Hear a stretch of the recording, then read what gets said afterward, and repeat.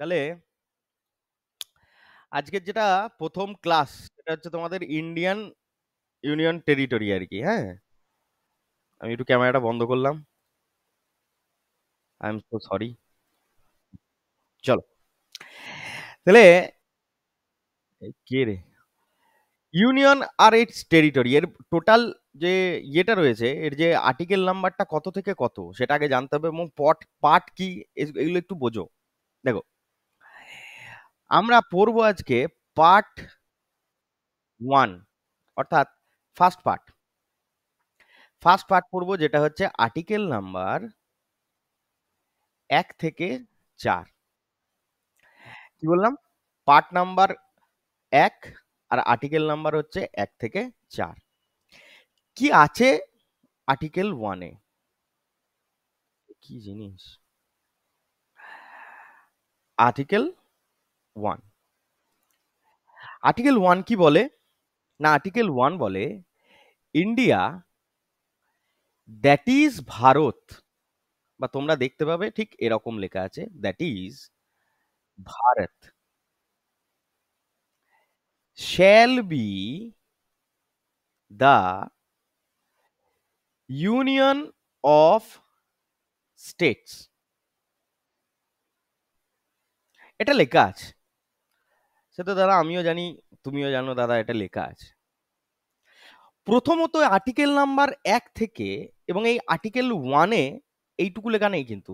এই যে যেটা আমি তোমাদেরকে বললাম, এটা লেখা আছে আর্টিকেল 1 সাবক্লস 1-এ। কোথায় লেখা আছে বললাম? আর্টিকেল 1 সাবক্লস 1-এ। এবং আমি পড়ানোর আগেই বলে দিই, এর পরে যেদিন আমি কোনো পড়া জিজ্ঞেস করব, বলে দিলাম যে এটা কত নম্বর আর্টিকেলে আছে, তোমরা ঠিক বলে দিলে দাদা এটা আর্টিকেল নম্বর 1-এ আছে, 2-এ আছে, ওসব নয়। আমাকে পার্ট এবং সাব পার্ট ধরে তারপরে অ্যান্সার দেবে। হ্যাঁ, অর্ধেক অ্যান্সার আমি পছন্দ করি না। তাহলে কি বললাম? India that is Bharat shall B the union of states. বেশ দাদা, তাহলে এখান থেকে আমরা কি জানতে পারছি দাদা? এখান থেকে জানতে পারছি নেম আর নেচার অফ পলিটিক্স। কি কি জানতে পারছি? নেম আর nature of politics of our country. আমরা দুটো জিনিস এখান থেকে জানতে পারি, একটা হচ্ছে কি নাম, এবং নেচার অফ পলিটিক্স। কিরকম জিনিস না, নেম হচ্ছে যেটা হচ্ছে আমাদের দুটো নাম রয়েছে, একটা হচ্ছে কি ইংরেজিতে ইন্ডিয়া এবং হিন্দিতে হচ্ছে ভারত। আচ্ছা, কারুর মাইক্রোফোনটা মনে হয় অফ করতো। হ্যাঁ, একটা হচ্ছে কি ইন্ডিয়া এবং আর একটা হচ্ছে কি ভারত। তাই তোমরা যখন কোথাও হিন্দুস্তান কথাটা লেখা দেখতে পাবে না, হিন্দুস্তান, এই হিন্দুস্তান কিন্তু আমাদের দেশের নাম নয়। অ্যাজ পার অ্যাজ কনস্টিটিউশন আমাদের দেশের দুটোই নাম, একটা হচ্ছে ইন্ডিয়া এবং একটা হচ্ছে ভারত, এছাড়া আমাদের আর কোনো নাম নেই। এরপর বলছো দাদা নেচার অফ পলিটিক্স, এইটা আমরা কি করে বুঝতে পারি? না দেখো, এইটার জন্য তোমাদেরকে আরেকটুখানি বুঝতে হবে। হুম, নেচার অফ পলিটিক্স মানে শুধু একটুখানি জিনিস তো নয়, অনেক বড় ব্যাপার। হ্যাঁ, আশা করি তোমরা পিডিএফটা দেখতে পাচ্ছ, যেভাবে আমাকে পাঠানো হয়েছে তার জন্য সৌভিক দায়ী, আমার কিছু করার নেই। এইখানে দেখো দুটো কথা লেখা রয়েছে, একটা হচ্ছে কি না শ্যাল। এইখানে শ্যাল কথাটা লেখা রয়েছে, শ্যাল কথাটার মানে কি দাদা? এই শ্যাল কথাটার মানে হচ্ছে মাস্ট। এই শ্যাল কথাটার মানে কি দাদা? না, এই শ্যাল কথাটার মানে হচ্ছে মাস্ট। কনস্টিটিউশনে যেখানে যেখানে আমরা শ্যাল দেখতে পাবো, সেখানে সেখানে মানে হচ্ছে মাস্ট, মানে হতেই হবে। ঠিক আছে? All states came together to form India and states cannot cede from India. অর্থাৎ মানেটা কি? না, মানে হচ্ছে যে আমাদের ভারতের যে টোটাল কতগুলো আছে না, 28টা রাজ্য আছে আর 8টা ইউনিয়ন টেরিটরি আছে। 28টা রাজ্য আছে এবং 8টা ইউনিয়ন টেরিটরি রয়েছে। এই সবকটা মিলে হচ্ছে আমাদের ভারত গঠিত হয়েছে বা ইন্ডিয়া গঠিত হয়েছে। ঠিক আছে? এবং এদের মধ্যে কেউই সিড করতে পারবে না। এই সিড কথাটার মানে হচ্ছে ছেড়ে বেরিয়ে যাওয়া। কারুর কখনো মনে হলো যে আজকে পশ্চিমবঙ্গের মমতা ব্যানার্জির মনে হলো যে আমাদের আর ভারতের সাথে থেকে লাভ নেই, একটুখানি বাইরে গিয়ে বাংলাদেশের সাথে মানে যোগাযোগ স্থাপন করে নিই, আজ থেকে আমরা বাংলাদেশের পার্ট, এইটি করলে হবে না। ঠিক আছে? State can not seat from India. কোনো স্টেট, কোনো ইউনিয়ন টেরিটরি ভারতের সীমানার বাইরে যেতে পারবে না। অখণ্ড ভারতের পার্ট থেকে, অখণ্ড ভারতের অংশ থেকে একটা স্টেটও আর একটা ইউনিয়ন টেরিটরিও বেরিয়ে যেতে পারবে না। এটা আমাদেরকে বলে দেয় কে? আর্টিকেল 1। ঠিক আছে? আর্টিকেল 1 এবং তার সাথে আরো বেশি করে মোর প্রবাবলি হচ্ছে আর্টিকেল 1 সাব ক্লস 1। বেশ দাদা, এবার এইখানে আমরা দুটো জিনিস একটুখানি জেনে নিই। হ্যাঁ, দেখো দুটো জিনিস এই মজা করে পড়ো, তাহলে জিনিসটা খুব ইয়া হবে। বললে তোমরা সবাই দুটো জিনিস জানো আর কি। একটা হচ্ছে কি ফেডারেশন, কি নাম জানো? ফেডারেশন। এবং একটা হচ্ছে কি ইউনিয়ন। এই দুটো জিনিসের নাম তোমরা ছোটবেলা থেকে শুনে আসছো। বাবা, আমাদের ভারত হচ্ছে ইউনিয়ন, ফেডারেশন নয়। ফেডারেশনের কিছু বৈশিষ্ট্য আমাদের আছে। কিরকম বৈশিষ্ট্য না, এটা যদি আমরা গোটা ভারত ধরি, এইখানে প্রত্যেকটা আলাদা আলাদা স্টেট, এইটা হচ্ছে আমার ফেডারেশনের লক্ষ্য। এখানে প্রত্যেকটা হচ্ছে কি আমার আলাদা আলাদা স্টেটস, এটা হচ্ছে আমার ফেডারেশনের বৈশিষ্ট্য। এবং এরা সবাই মিলে গঠিত করেছে কাকে? ইন্ডিয়াকে একসাথে এসে। কখনো মনে হলো, এবার ফেডারেশনের আরেকটা কোয়ালিটি কি না, কখনো হয়তো আমার মনে হলো যে এই স্টেটটা আমার মনে করছে, ধরো এটাই হচ্ছে আমার ওয়েস্ট বেঙ্গল, আমার তো মমতা ব্যানার্জি স্টেট, তোমার আমার স্টেট। এ মনে করলো এখান থেকে হুস করে বেরিয়ে যাবো, দিয়ে এইখানে চলে যাবো, ইন্ডিয়ার অংশ করে ইন্ডিয়াতে আর নেই, আমরা ইন্ডিয়াটা এইটুকু করে দিলাম। এই নকশাবাজিটা এখানে চলবে না। এইটা হচ্ছে ফেডারেশনের ফিচার। ফেডারেশনের ফিচার হচ্ছে এটা, যে যে কোনো স্টেট চাইলেই কোনো একটা দেশের বাইরে বেরিয়ে গিয়ে, দেশের বাউন্ডারির বাইরে বেরিয়ে গিয়ে তারা নিজেদেরকে ইন্ডিপেন্ডেন্ট বলে ঘোষণা করে দিতে পারে। কি বলে ঘোষণা করতে পারে? ইন্ডিপেন্ডেন্ট, অর্থাৎ আজ থেকে আমরা স্বাধীন, এরকম ঘোষণা করে দিতে পারে। কিন্তু না, আমাদের ভারতের ক্ষেত্রে সেটা হবে না। আমাদের ভারতের ক্ষেত্রে তুমি স্বাধীন তো বটেই, কিন্তু ভারতের মধ্যে। আজকে আমার যদি বাংলাদেশ বা ওয়েস্ট বেঙ্গল মনে করলো যে আজ থেকে আমরা নিজেদেরকে সোভারেন বলে ঘোষণা করে দিলাম, ওসব ওসব ওসব নকশাবাজি চলবে না। ঠিক আছে? ইউনিয়নের বৈশিষ্ট্য তাহলে এর থেকে আলাদা কোথায় ফেডারেশনের থেকে? না, ফেডারেশনের মতো ইউনিয়নও সমস্ত স্টেটকে একত্রিত করে একটা দেশ তৈরি করে। কিন্তু ফেডারেশন স্ট্রাকচারে কোনো স্টেট যখন খুশি চায় তখন সে বেরিয়ে চলে আসতে পারে, যেটা ইউনিয়ন স্ট্রাকচারে হবে না। দ্যাটস ওয়াই ভারত হচ্ছে কি ইউনিয়ন অফ স্টেটস। এবং পরবর্তীকালে আমরা একটা টার্ম গিয়ে পড়বো, সেটা হচ্ছে কি না ইন্টিগ্রিটি। একটু পরেই গিয়ে জানতে পারবো, খুব ভালো গল্প আছে। হ্যাঁ, এই ইন্টিগ্রিটি টার্মটাও আমরা এখানে দেখতে পাবো, একটু পরে গিয়েই জানতে পারবো। হুম, দেখো ধীরে ধীরে কি হয়। এবং এই সম্পর্কিত, এই যে আমি তোমাদেরকে বলছি, এই সম্পর্কিত কোনো কথা যদি আমি তোমাদেরকে বলি, রাইট টু, খুব মন দিয়ে, রাইট টু প্রফেশন বা রাইট অফ, একদম এই টার্মোলজিগুলোই আসবে। রাইট অফ প্রফেশন, হ্যাঁ, রাইট অফ প্রফেশন টু, কি বলবো, আমার ল্যাঙ্গুয়েজটা এই মুহূর্তে মাথার মধ্যে খেলছে না, যেটা এবার দেখে নি দাঁড়াও। Right of session, profession of right to session, এই জিনিসটা একটু দেখো।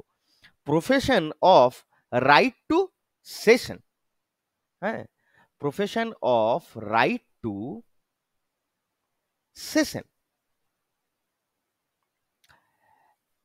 মানেটা কি দাদা? তোমরা কানাইয়া কুমারের কেস শুনেছো? কেউ যদি শুনে থাকে তাহলে বলো। কানাইয়া কুমারের কেস শুনেছো কেউ? জেএনইউ, ভারত তেরে টুকরে হোঙ্গে, হ্যাঁ, ভারত তেরে টুকরে হোঙ্গে, এই ধরনের কোনো ল্যাঙ্গুয়েজ শুনেছো এর আগে? এই যে বলছে, একজন বলছে শুনেছি, তোমরা হয়তো তখন ছিলে না। তো এই ধরনের যদি কোনো টার্মোলজি ইউজ করা হয়, যে ভারত তেরে টুকরে হোঙ্গে, ডিভাইড ইন্ডিয়া, খুব মন দিয়ে পড়াচ্ছি, খুব মন দিয়ে শোনো, ডিভাইড ইন্ডিয়া, এই ধরনের যদি কোনো নাড়া আমরা দিই, ঘরে বসেও দিই, বা এখন তো সোশ্যাল মিডিয়া প্ল্যাটফর্ম চলে এসছে, এখানেও যদি দিই, ইটস আ ক্রাইম। আমি বলছি না। Profession of right to session act অনেক দিন আগেই চলে এসছে। কবে এসছে? 1963-তে। 1963-তে একটা অ্যামেন্ডমেন্ট অ্যাক্ট পাস করানো হয়। খুব মন দিয়ে দেখো। এই যে 16th অ্যামেন্ডমেন্ট অ্যাক্ট 1963, কি বলা হয় না এইখানে, যদি কেউ তাহলে 16th কনস্টিটিউশনাল অ্যামেন্ডমেন্ট অ্যাক্ট 1963 বলা হয়, profession of right to session is not under freedom of freedom of speech and expression. বোঝা গেল না? আমি বুঝিয়ে বলছি। আমাদের না কিছুদিন পর গিয়ে জানতে পারবো আর্টিকেল 19 বলে একটা কথা হয়। আর্টিকেল 19-এ আমাদেরকে বলা হয় আমরা নাকি freedom of speech and expression পাই। কি পাই? এটা হচ্ছে আমাদের ফান্ডামেন্টাল রাইটস। ফান্ডামেন্টাল রাইটস, এবং সেখানে আমরা freedom of speech and expression পাই।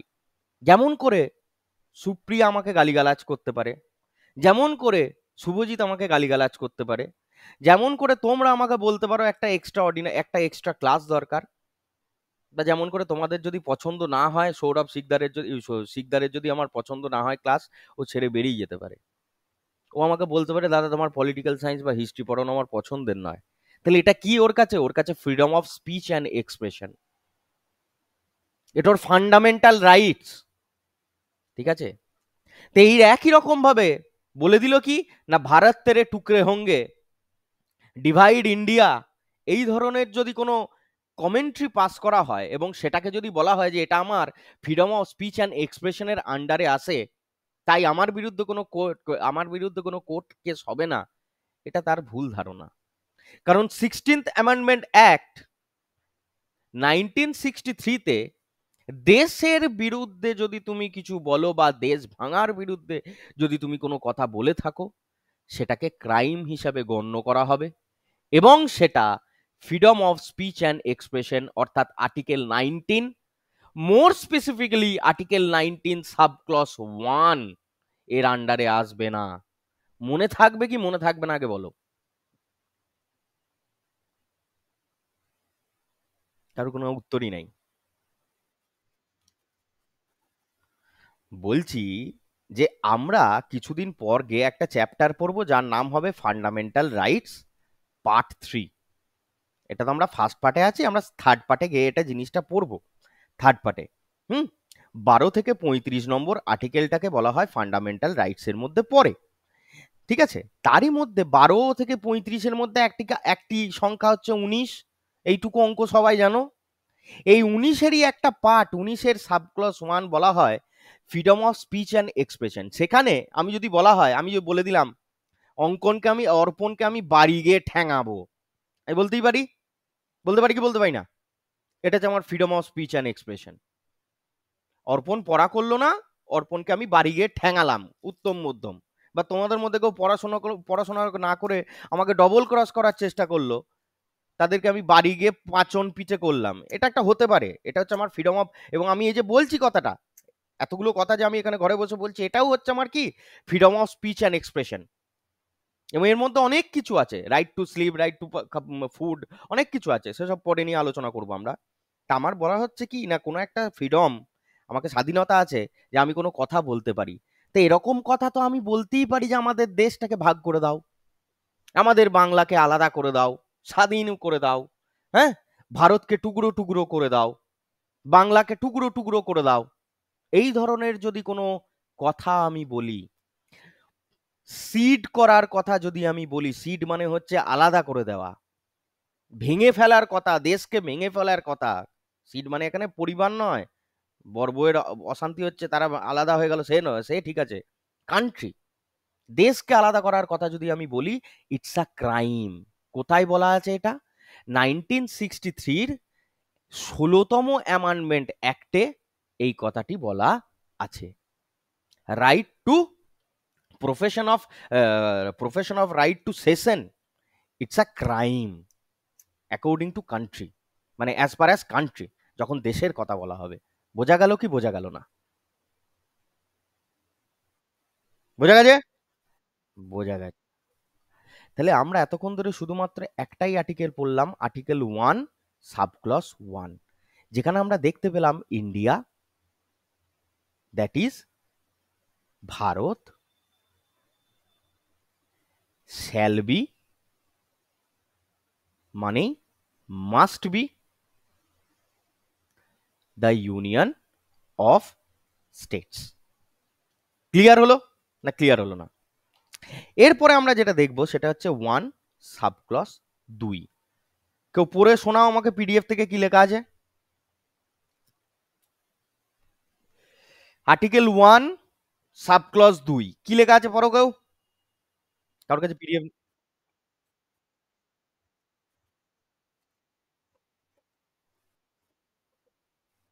অর্থাৎ অর্থাৎ কিছু বোঝা গেল না। বলছে এই যে ধরো ওয়েস্ট বেঙ্গল, এই যে ধরো উত্তরপ্রদেশ, এই যে ধরো উত্তরাখণ্ড, সিকিম, ঠিক আছে, সিকিম নিয়ে একটা গোটা গল্প আছে, বলবো একটু পরেই। এই যে রাজ্যগুলোর কথা আমরা বলছি, বা ধরো আন্দামান আর নিকোবর, হ্যাঁ, পুডুচেরি, হ্যাঁ, দমন অ্যান্ড দিউ, এই যে জিনিসগুলো, আমি এই নামগুলোর কথা বলছি, এগুলো আমি মন থেকে বলছি নাকি? হুম? না। ভারতের 28টা স্টেট, 8টা ইউনিয়ন টেরিটরি যে আমরা বলে দিচ্ছি, এই সব কটার নাম অন্তর্ভুক্ত হচ্ছে কোথায়? Article 1 subclause 2-এ। ঘুরিয়ে বলতে পারি, রথতলা কোনো স্টেট নয়, রথতলা কোনো স্টেট নয়। কেন? রথতলার নামটা আর্টিকেল 1 সাবক্লজ 2-এতে ইনক্লুডেড নয়। বোঝা গেল না? মানে হচ্ছে এটাই, আমরা তাকেই স্টেট বলবো বা তাকেই ইউটি বলবো যার নামটা আর্টিকেল 1 সাবক্লজ 2 এর মধ্যে আছে। অর্থাৎ আমরা হঠাৎ করে কোনো একটা স্টেটকে নতুন করে জন্ম দিয়ে দিলাম আমাদের মনের মতো করে, যে আজ থেকে জেএনকে স্যারের যে ব্যাচটা হয় সেটা একটা আলাদা স্টেট। ওই মামদাবাজিটা চলবে না। বা বর্ধমান আজ থেকে একটা আলাদা স্টেট, বাঁকুড়া আজ থেকে একটা আলাদা স্টেট, এই নকশাবাজিটি চলবে না। কেন চলবে না? না, আমরা বলে দিলে হবে না, আর্টিকেল 1 সাবক্লজ 2 এর মধ্যে ওই নামটা ইনক্লুডেড থাকতে হবে। অর্থাৎ যে নামগুলো আর্টিকেল 1 সাবক্লজ 2 এর মধ্যে লেখা আছে, সেইগুলোই হচ্ছে ভারতের স্টেট এবং ইউটি। অর্থাৎ আমরা যদি কোনো নতুন স্টেটকে ফর্ম করি, নিউ স্টেট, ধর আমি একটা ফর্ম করলাম, আমি একটা নতুন স্টেটকে ফর্ম করলাম, জন্ম দিলাম, আমি পার্লামেন্টের হেড, আমি প্রধানমন্ত্রী, আমার কাছেই সমস্ত রকম মানে রিসোর্সেস রয়েছে, আমি গিয়ে একটা নতুন স্টেটকে জন্ম দিলাম, তাকে গিয়ে আমাকে ইনক্লুড করতে হবে। তার নাম রাখলাম সত্যজিৎ, নতুন স্টেটের নাম রাখলাম সত্যজিৎ। এই নামটাকে নিয়ে গিয়ে আমাকে নথিভুক্ত করাতে হবে কোথায়? Article 1 subclause 2-এতে। যতক্ষণ না পর্যন্ত নথিভুক্ত হচ্ছে ততক্ষণ পর্যন্ত সেটি ভারতের স্টেট বা ইউনিয়ন টেরিটরির মধ্যে পড়বে না। ক্লিয়ার হলো কি ক্লিয়ার হলো না?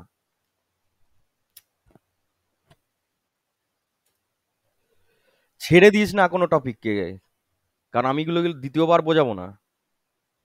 আর্টিকেল 1 সাবক্লজ 2 এটাই বলছে যে যদি কোনো নাম বা ইউটি থাকে সেটা কার মধ্যে থাকতে হবে? আর্টিকেল 1 সাবক্লজ 2 এর মধ্যে। এর মধ্যে যাদের নাম লেখা আছে সেটাই হবে স্টেট, এবং এদের মধ্যে যাকে স্পেসিফিকেশন করা আছে যে এটা হচ্ছে ইউনিয়ন টেরিটরি, সে হবে ইউনিয়ন টেরিটরি। ক্লিয়ার হলো? এরপরে আমরা চলে যাব আর্টিকেল 1 সাবক্লজ 3 এতে। Very very important. কি বলছে আর্টিকেল 1 সাবক্লজ 3? পর পর কি লেখা আছে?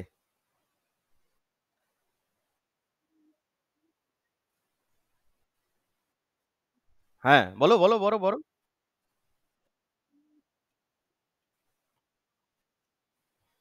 দেখো, ওটা বুঝতে হবে না, এটা বোঝো। ইন্ডিয়া দুটো জিনিস দিয়ে তৈরি, একটা হচ্ছে ইউনিয়ন অফ স্টেটস, আর একটা হচ্ছে টেরিটরি। বুঝতে পারলাম না দাদা, এ আবার কি আলাদা রকম জিনিস? আমি বোঝাচ্ছি, দুটো জিনিস আলাদা। এই ইউনিয়ন অফ স্টেটস কথাটার মানে হচ্ছে 28টা স্টেট, তার কথা বলা হয়, 28টা স্টেটের কথা বলা হয়, বা 8 ইউনিয়ন টেরিটরি এর মধ্যে ঢুকিয়ে নিতে পারো, বা 28টা স্টেট হিসাবেই বোঝো। ভারত হচ্ছে 28টা স্টেটের মিশ্রস্থল, এটা ইউনিয়নের কথা বলে। আরেকটা কথাও বলে তার সাথে, সেটা হচ্ছে কি টেরিটরির কথা। টেরিটরির কথা মানে এই টেরিটরির মধ্যে না তিনটে জিনিস ঢুকে যায়, ইউনিয়ন, ইউনিয়ন টেরিটরিজ, আর অ্যাকুয়ার টেরিটরিজ। অ্যাকুয়ার টেরিটরি যদি ভারত কিছু লড়াই করে যেতে, বা কোনো একটা এরিয়াকে ভারতের বাইরে, যেটা এখন ভারতের ম্যাপের মধ্যে নেই, হ্যাঁ, সেটাকে যদি চায় ভারত নিজের টেরিটরির মধ্যে আনতে চায়, তো সেরকম জিনিসটাও ভারতের মধ্যে যদি আর কি ইনক্লুড করতে চায়, তাহলে তিনটে জিনিস হতে পারে, একটা হচ্ছে কি ইউনিয়ন, একটা হচ্ছে ইউনিয়ন টেরিটরিজ, আর একটা হচ্ছে কি অ্যাকুয়ার টেরিটরিজ। এই তিনটেকে মিলিয়ে বলে ইন্ডিয়ান টেরিটরি। আর একটা কথা কি হয়, ইউনিয়ন অফ স্টেটস, যেটা হচ্ছে শুধুমাত্র 28টা স্টেটের কথা বলে। তো আর্টিকেল 1 সাবক্লজ 3 আমাকে কি বলছে, একটু ভালো করে পড়ো। Territory of India shall comprise of states, union territories and acquired territories. অর্থাৎ এইখানে আমরা একটা ব্রডার চিন্তা ভাবনা পাই ইন্ডিয়া সম্পর্কে। ইন্ডিয়া এখানে দুটো পার্টে, ইন্ডিয়া সম্পর্কে আমাদের এখানে দুটো আলাদা আলাদা চিন্তা ভাবনা দিচ্ছে। একটা হচ্ছে কি না, ইন্ডিয়া হচ্ছে একটা ইউনিয়ন অফ স্টেটস, এবং তার সাথে সাথে আবার ইন্ডিয়া হচ্ছে টেরিটরি। ইন্ডিয়া হচ্ছে একটা টেরিটরি যার মধ্যে 28টা স্টেট আছে, 8টা ইউটি আছে, এবং ইন্ডিয়া চাইলে পরবর্তীকালে ওই যে পিওকের যে এরিয়াটা হাতছাড়া হয়ে গেছিল, সেটাকেও যখন ভারত নিজের কাছে জয় করে নিয়ে চলে আসবে, সেটা তো অ্যাকোয়ার টেরিটরি হবে কি হবে না? সেটা অ্যাকোয়ার টেরিটরি হবে কি হবে না? কারণ এখন তো সেটা পিওকের আন্ডারে, পাকিস্তান অকুপাইড কাশ্মীরের আন্ডারে। আমি মোদি চাইলো সেটাকে জয় করে নিল, সেটা জয় করে নিয়ে এসে সেটাকে তো ইন্ডিয়ার মধ্যে অংশগ্রহণই করাবে, নাকি নিজের পকেটে ভরে রেখে দেবে? ইন্ডিয়ার মধ্যে যোগ করাবে। তাহলে সেটা কি করবে, সে সে অ্যাকোয়ার করবে। বোঝা গেল কি বোঝা গেল না? তাহলে এই রকম কোন টেরিটরিও ভারতের পাটের মধ্যে, ভারতের অন্তর্ভুক্ত হতে পারে। সেই জন্য বলা হয় যে ইউনিয়ন, স্টেটমেন্টটা মনে রাখবে, union is the integral integral part of territory, বা এই তো বলে দেবো, অবশ্যই বলবো, the term union is the integral part of the term territory। অর্থাৎ কি বললাম না, ভারত হচ্ছে আমাদের ইউনিয়ন অফ স্টেটস, বোঝা গেল। তাছাড়াও বলছে আর্টিকেল 1 সাবক্লজ 3 যে Bharat not only union of states, India is a territory. কি করে না, এই টেরিটরির মধ্যে ইউনিয়ন অফ স্টেটস পড়ে যায়, মানে 28টা রাজ্য পড়ে যায়, ইউটিস পড়ে যায়, মানে 8টা ইউনিয়ন টেরিটরি পড়ে যায়, আর অ্যাকোয়ার টেরিটরি পড়ে যায়। অর্থাৎ ভারত যদি কোনো এরিয়াকে অ্যাকোয়ার করে, ভারত যদি কোনো এরিয়াকে জয় করে, যুদ্ধক্ষেত্রে জয় করে নিয়ে চলে আসে, ঠিক আছে, তাহলে সেইটাও যখন ভারতের পাটের মধ্যে ঢোকাবে না, তখন কেউ বাধা দিতে পারবে না। ঠিক আছে, ভারত কোনো এরিয়াকে, ধর পাকিস্তান অকুপায়েড কাশ্মীর যেটা রয়েছে, ভারত সেটাকে জয় করলো। এবার ভারত সেটাকে জয় করার পর ভারতের ম্যাপে তো সেটা ইনক্লুডেড হয়ে যাবে, হ্যাঁ কি না? কিন্তু কিভাবে ইনক্লুডেড হবে না, আর্টিকেল 1 সাবক্লজ 3 তাতে বলে দেয়া আছে যে Bharat, India is a territory. কিভাবে না, তার মধ্যে ইউনিয়ন থাকতে পারে, ইউটি থাকতে পারে, কোনো অ্যাকোয়ার টেরিটরিও থাকতে পারে। এবং আরো বিস্তারিত, এই অ্যাকোয়ার টেরিটরি আবার 3 রকম হতে পারে। এই যে অ্যাকোয়ার টেরিটরি বলছি না, এই অ্যাকোয়ার টেরিটরি আবার 3 রকম হতে পারে। ভারত কারুর কাছ থেকে পারচেজ করতে পারে, ভারত কারুর কাছ থেকে অ্যাকোয়ার করতে পারে। অ্যাকোয়ার করা মানে বাই ওয়ার, লড়াই করে, ভারত লড়াই করে জিতে নিতে পারে। আর কি করতে পারে, 3 রকম করে করা যায়। একটা, দেখো, একটা হচ্ছে কনকোয়েস্ট, একটা হচ্ছে পারচেস, আর একটা হচ্ছে ট্রিটি। কিভাবে বললাম, একটা হচ্ছে অ্যাকোয়ার করতে পারে, যেটা হচ্ছে পারচেস করা, হ্যাঁ। একটা হচ্ছে কনকোয়ার করে বা কনকোয়ার করে, হ্যাঁ, কনকোয়ার করে। আর একটা কি না, ট্রিটি, যা আর কি একটা সন্ধি করে নিলাম, কাল থেকে শ্রীলঙ্কা আমার, এরকম যদি শ্রীলঙ্কা বলে যে ভারতের মধ্যে অন্তর্ভুক্ত হব, শ্রীলঙ্কাটা তো একটা আলাদা দেশ। শ্রীলঙ্কার মন হলো যে আমাদের প্রসপারিটির জন্য, আমাদের জীবনের উন্নতির জন্য ইন্ডিয়ার সাথে অংশগ্রহণ করতে হবে, বা মালদ্বীপ চাইলো, বা তোমাদের আরো যে আশেপাশের যদি কোনো ছোটখাটো দ্বীপ থাকে, হ্যাঁ, সেগুলো চাইলো। সে ধর ভারতের পার্ট হতে চাইলো, সে একটা ভারতের সাথে কি করবে, ট্রিটি সাইন করবে। তাহলে সেটাও তো ভারতের অখণ্ড পার্টের মধ্যে একটা হবে। সেটা কিভাবে হতে পারে, না সেটা হচ্ছে অ্যাকোয়ার্ড টেরিটরির আন্ডারে আসবে। এবং এই অ্যাকোয়ার্ড টেরিটরি তিন রকম করে হতে পারে। একটা হচ্ছে ভারত পারচেজ করতে পারে, অর্থাৎ কিনে নিতে পারে। দু নম্বর হচ্ছে ভারত কনকোয়ার করতে পারে, অর্থাৎ লড়াই করে জিততে পারে। আর তিন নম্বর কি না, ভারত ট্রিটি সাইন করতে পারে। এরকম ট্রিটি সাইন করেছিল কার সাথে, পুডুচেরির সাথে। কার সাথে, পুডুচেরির সাথে। দেখো তোমাদের নোটে লেখা আছে, দেখো পুডুচেরির সাথে 1954-এ ফ্রান্সের সাথে কি করেছিল, ফ্রান্সের সাথে একটা ট্রিটি সাইন করেছিল। সেইভাবেই কিন্তু এই পুডুচেরি ভারতের পার্ট হয়েছে। বোঝা গেল কি বোঝা গেল না?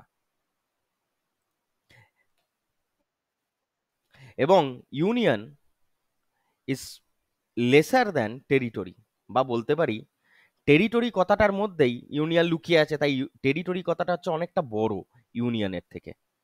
ক্লিয়ার? এই ছিল আর্টিকেল 1। এতক্ষণ ধরে তোমরা কি পড়লে, আর্টিকেল 1। তাহলে আর্টিকেল 1 সাবক্লজ 1-এ পড়লাম আমরা কি, ভারত এবং তার নাম সম্পর্কে, ভারতের নাম সম্পর্কে আমরা জানতে পারি, ভারতের নেচার অফ পলিটিক্সটা কেমন হবে সেটা জানতে পারি। আর্টিকেল 1 সাবক্লজ 2-এতে জানতে পারলাম কি না, ভারতের যতগুলো স্টেট এবং ইউটি রয়েছে তাদের নাম এর মধ্যে অধিভুক্ত থাকতে হবে, তবেই সেটা ভারতের পার্ট। এবং আর্টিকেল 1 সাবক্লজ 3-এতে আমরা জানতে পারলাম কি না, ভারত চাইলে তার ইউটি এবং ভারত শুধুমাত্র ইউনিয়ন অফ স্টেটস নয়, তার সাথে সাথে তার যে টেরিটরি রয়েছে সেটাও হচ্ছে কি ভারতেরই পার্ট। হ্যাঁ, এবং টেরিটরি তিন তিন রকম ভাবে সে অ্যাকোয়ার করতে পারে। একটা হচ্ছে কিরকম না, পারচেজ, একটা হচ্ছে ট্রিটি, আর একটা হচ্ছে কনকোয়ার, পিটিসি। মনে রাখার মানে চেষ্টা করলে এইভাবে রাখা যেতে পারে, যাই হোক একটাই, তিনটি তো আর্টিকেল, মনে রাখার অত ইয়েতে কিছু নেই। তাহলে আর্টিকেল 1 বোঝা গেল কি বোঝা গেল না, আগে বল। হুম, তুই একা বুঝলে তো হবে না, বাকিরা সব মুখে চুনা লেগেই বসে আছে। ঠিক আছে, চলো। এবার হচ্ছে আর্টিকেল 2। আর্টিকেল 2 কি বলে, আর্টিকেল 2 এটা কি বারবার আসছে? হ্যাঁ বল।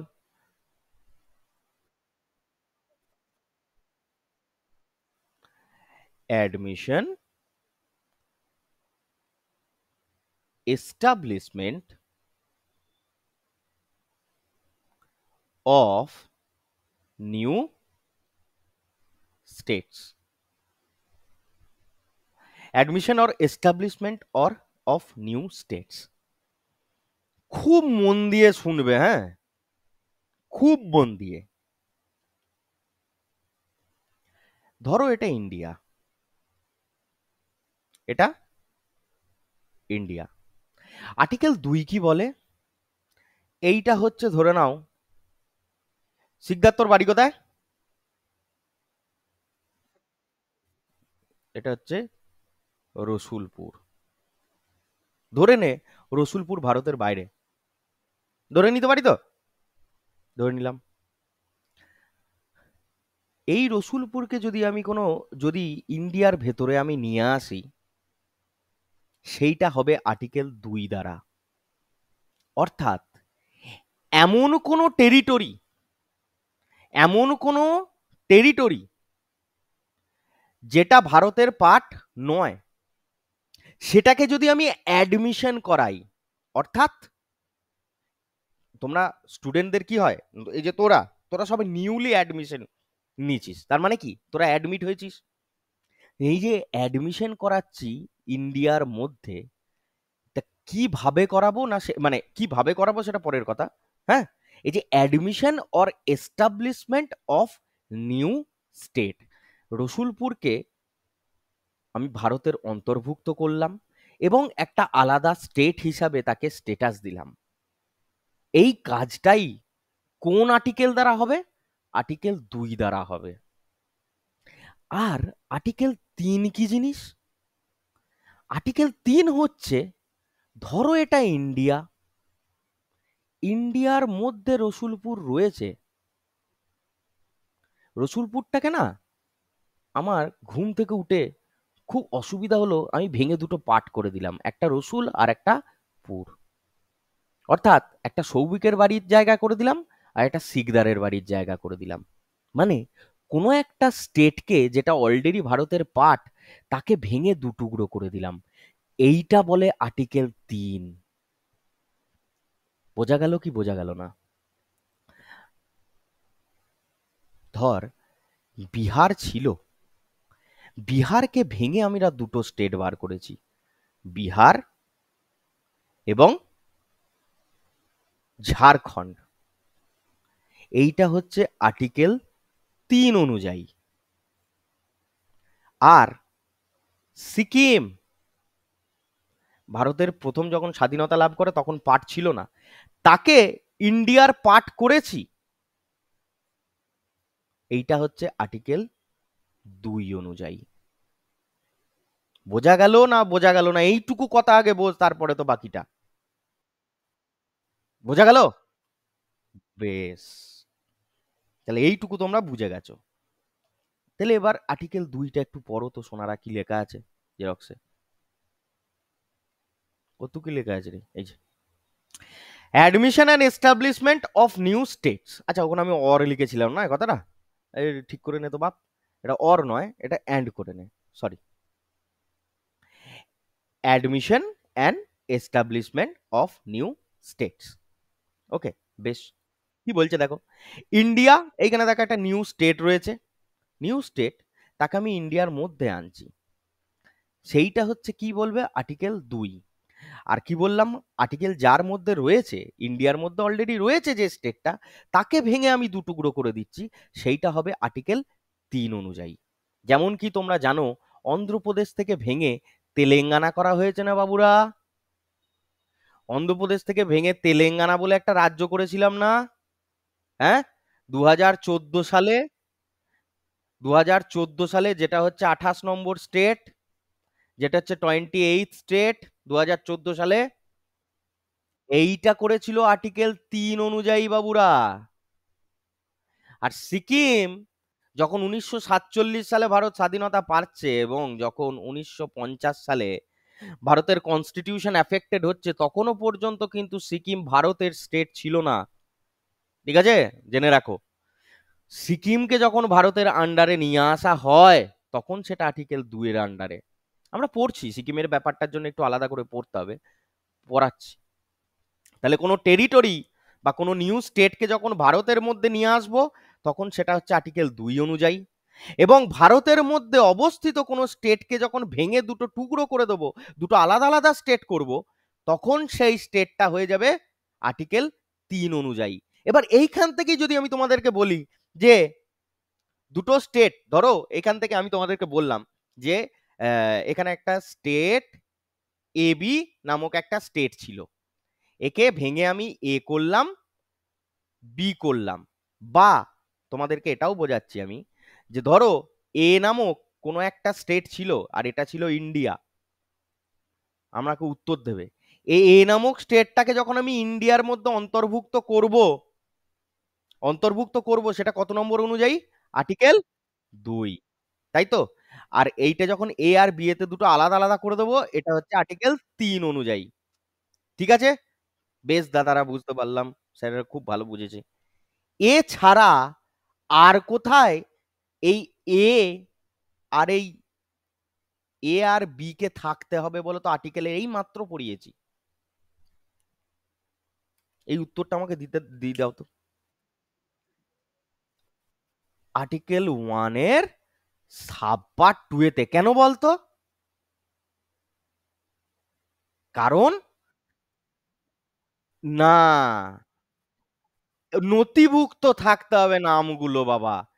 আমি মন করলাম এবি কে ভেঙে এ করে দিলাম, বি করে দিলাম, বা বাইরে যে এ ছিল তাকে নিয়ে এসে আমি ঢুকিয়ে দিলাম ইন্ডিয়ার মধ্যে, ওইসব তো নকশাবাজি আমি করতেই পারি।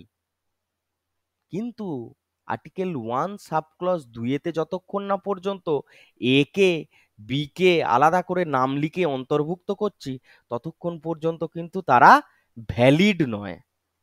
ঠিক আছে?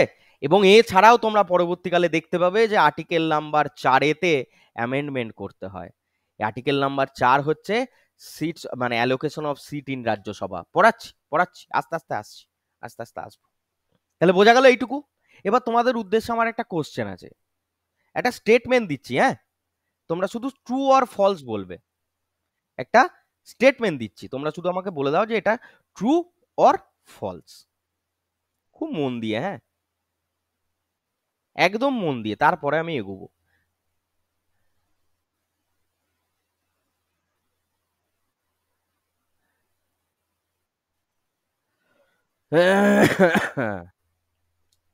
কি লিখলাম পর তো?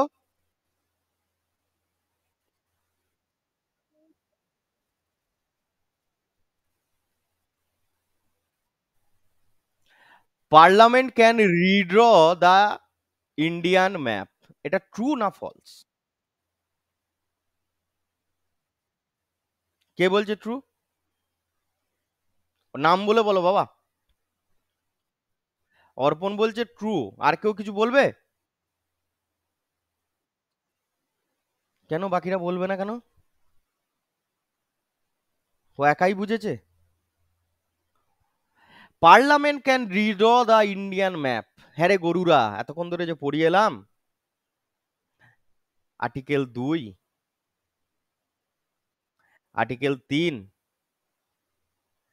কোনো বাইরের স্টেটকে যোগ করা, নিজের স্টেটকে ভেঙে দুটো করে দেওয়া, আর্টিকেল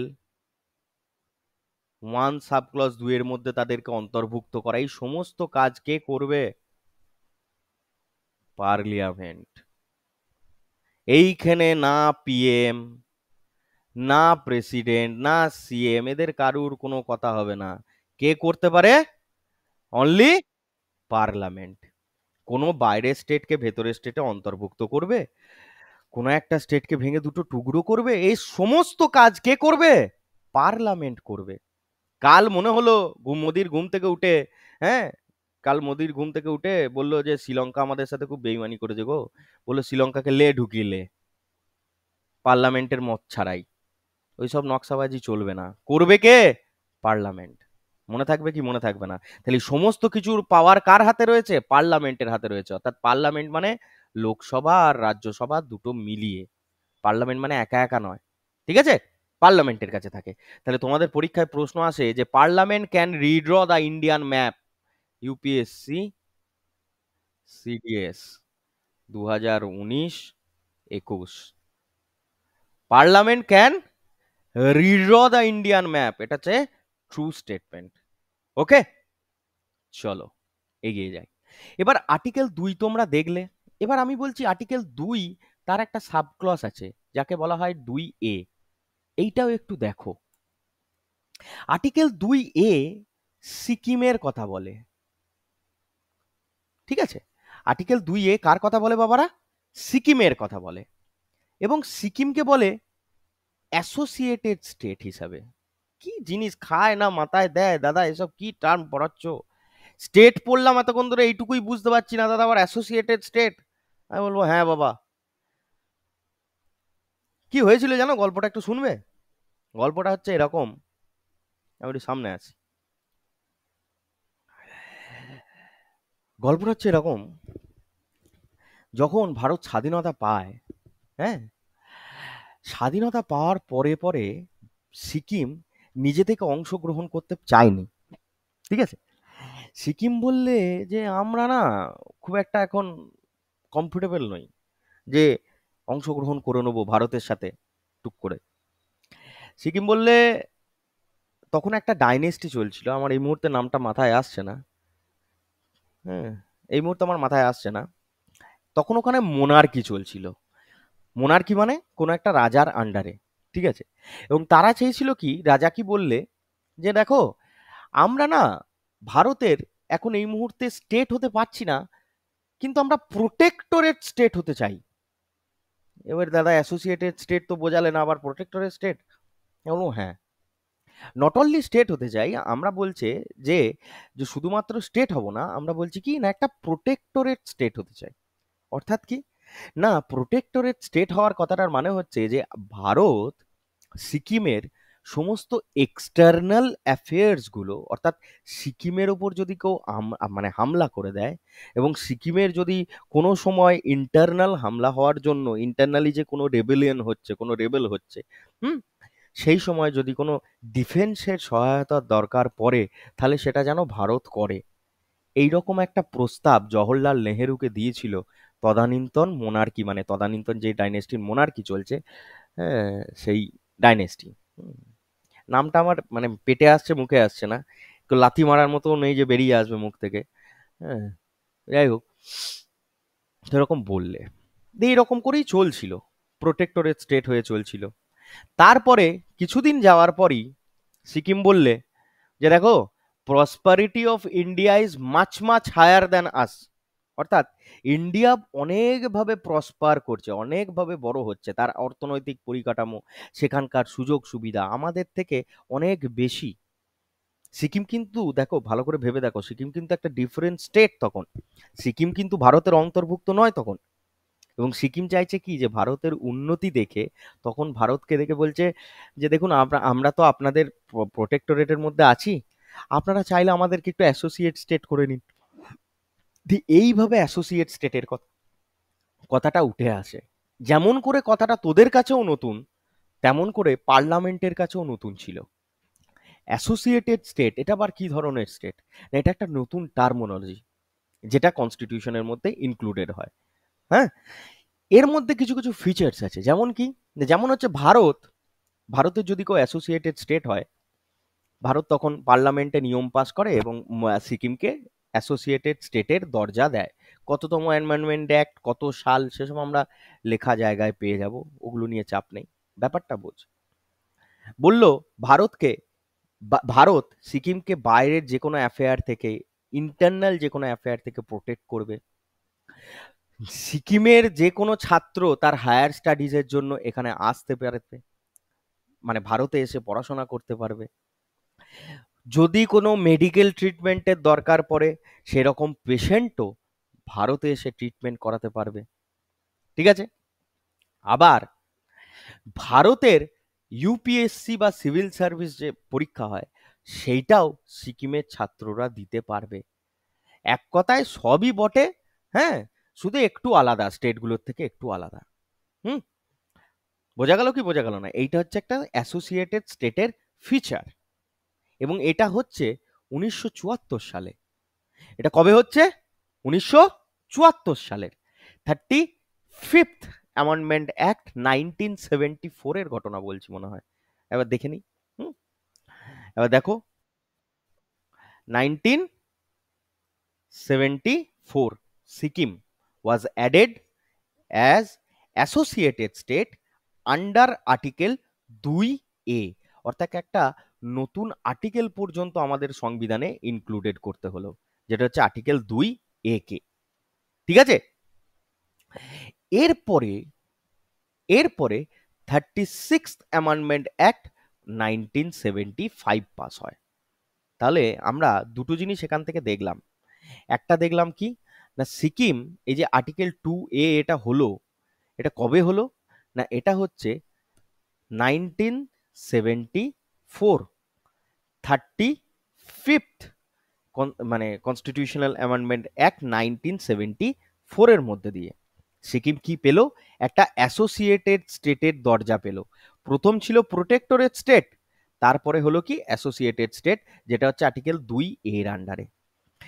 এবং যখন অ্যাসোসিয়েটেড স্টেট হয়ে গেল তার ঠিক 1 বছর পর, কারণ এই সিকিম তখন তারই মাঝে 1974 সালে, এই যখন অ্যাসোসিয়েটেড স্টেট হচ্ছে না, 1974 সালে সিকিমের যে অ্যাসেম্বলি রয়েছে, সিকিমের যে অ্যাসেম্বলি, নিজস্ব অ্যাসেম্বলি, তারা আবার অ্যাসোসিয়েটেড স্টেট থেকেই বলল যে আমরা শুধুমাত্র অ্যাসোসিয়েটেড স্টেট হয়ে থাকবো না, সময় হয়ে এসছে, আমরা এবার ফুল ফ্লেজেড স্টেট হয়ে যাব।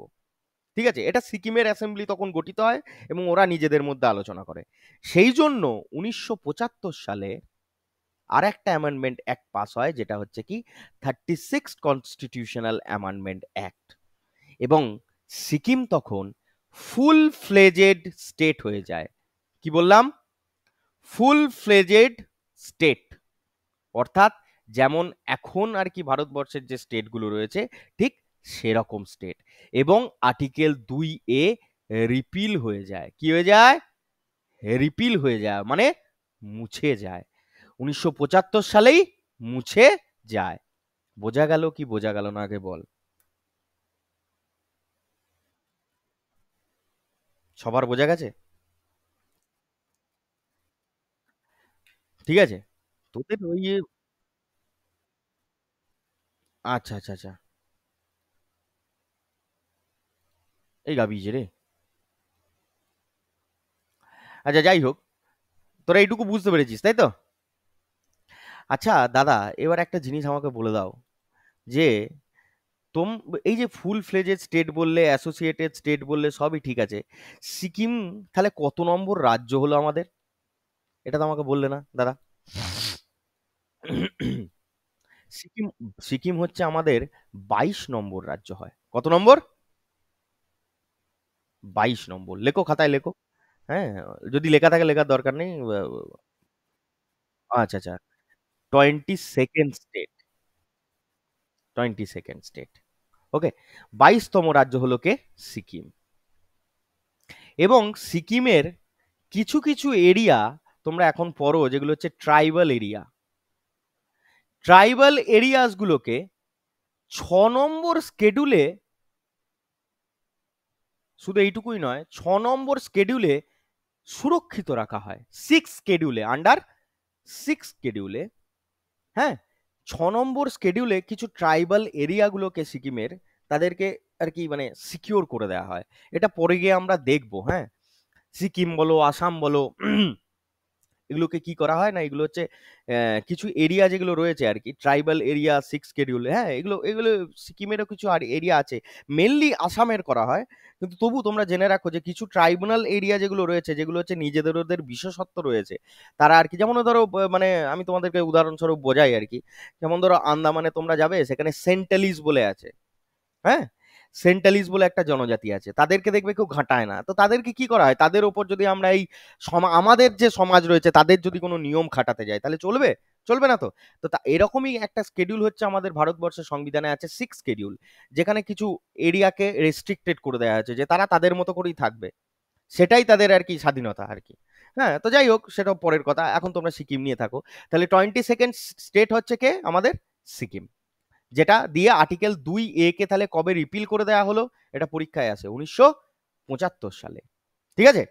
1975 সালের 36th অ্যামেন্ডমেন্ট অ্যাক্ট অনুযায়ী, এবং 35th অ্যামেন্ডমেন্ট অ্যাক্ট 1974 অনুযায়ী আবার আর্টিকেল 2A কে সংবিধানের মধ্যে অন্তর্ভুক্ত করে সিকিমকে একটা অ্যাসোসিয়েটেড স্টেটের দরজা দেয়া হয়েছিল।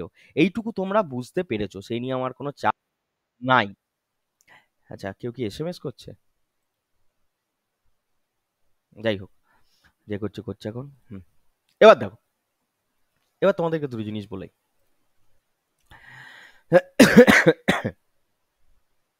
এই সময়, এই যে 1975-এর দশকে যখন আর্টিকেল 2A কে রিপিল করে দেওয়া হয়, হ্যাঁ, রিপিল করে দেওয়া হয়, তখন ভারতের ওপর প্রচুর ইন্টারন্যাশনাল প্রেশার আসে। কি আসে? International pressure. কেন আসছে? এইটা হচ্ছে আমার সিকিম। এইদিকে কে আছে তার? এইদিকে কে আছে? এইদিকে কে আছে? বলো তো, কে আছে?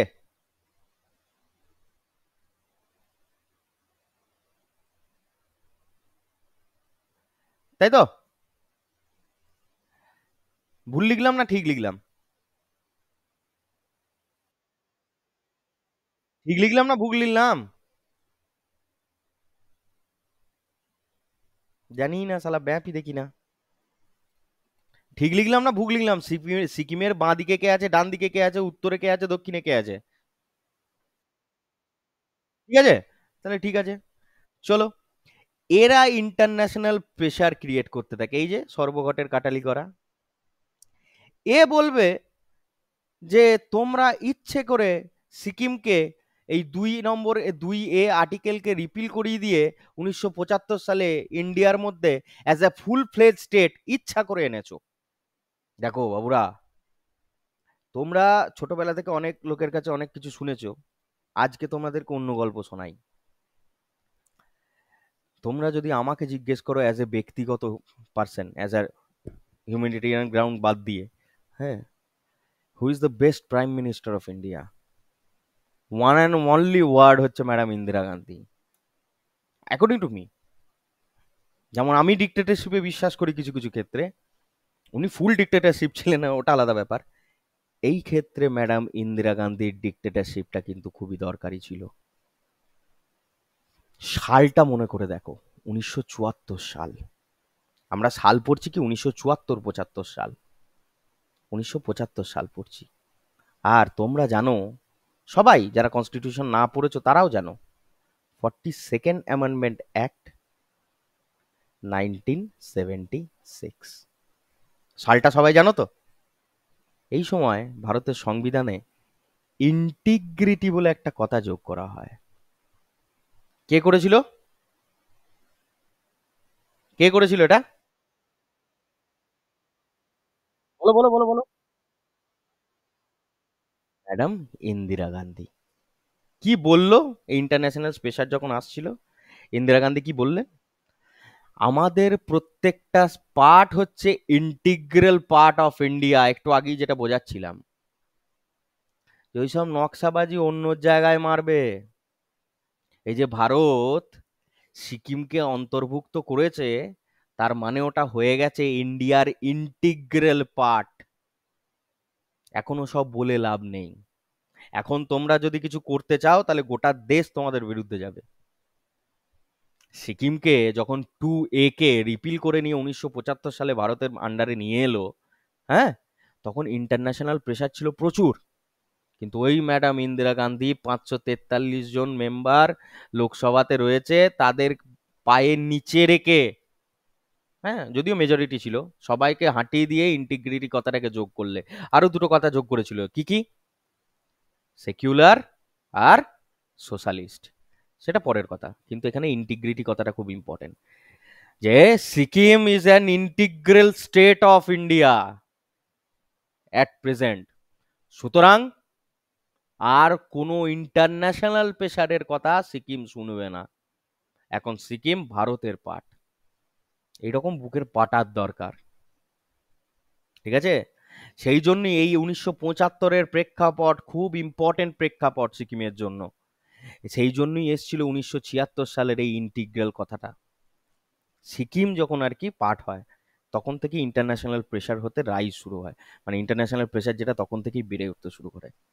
বোঝা গেল কি বোঝা গেল না আগে বল।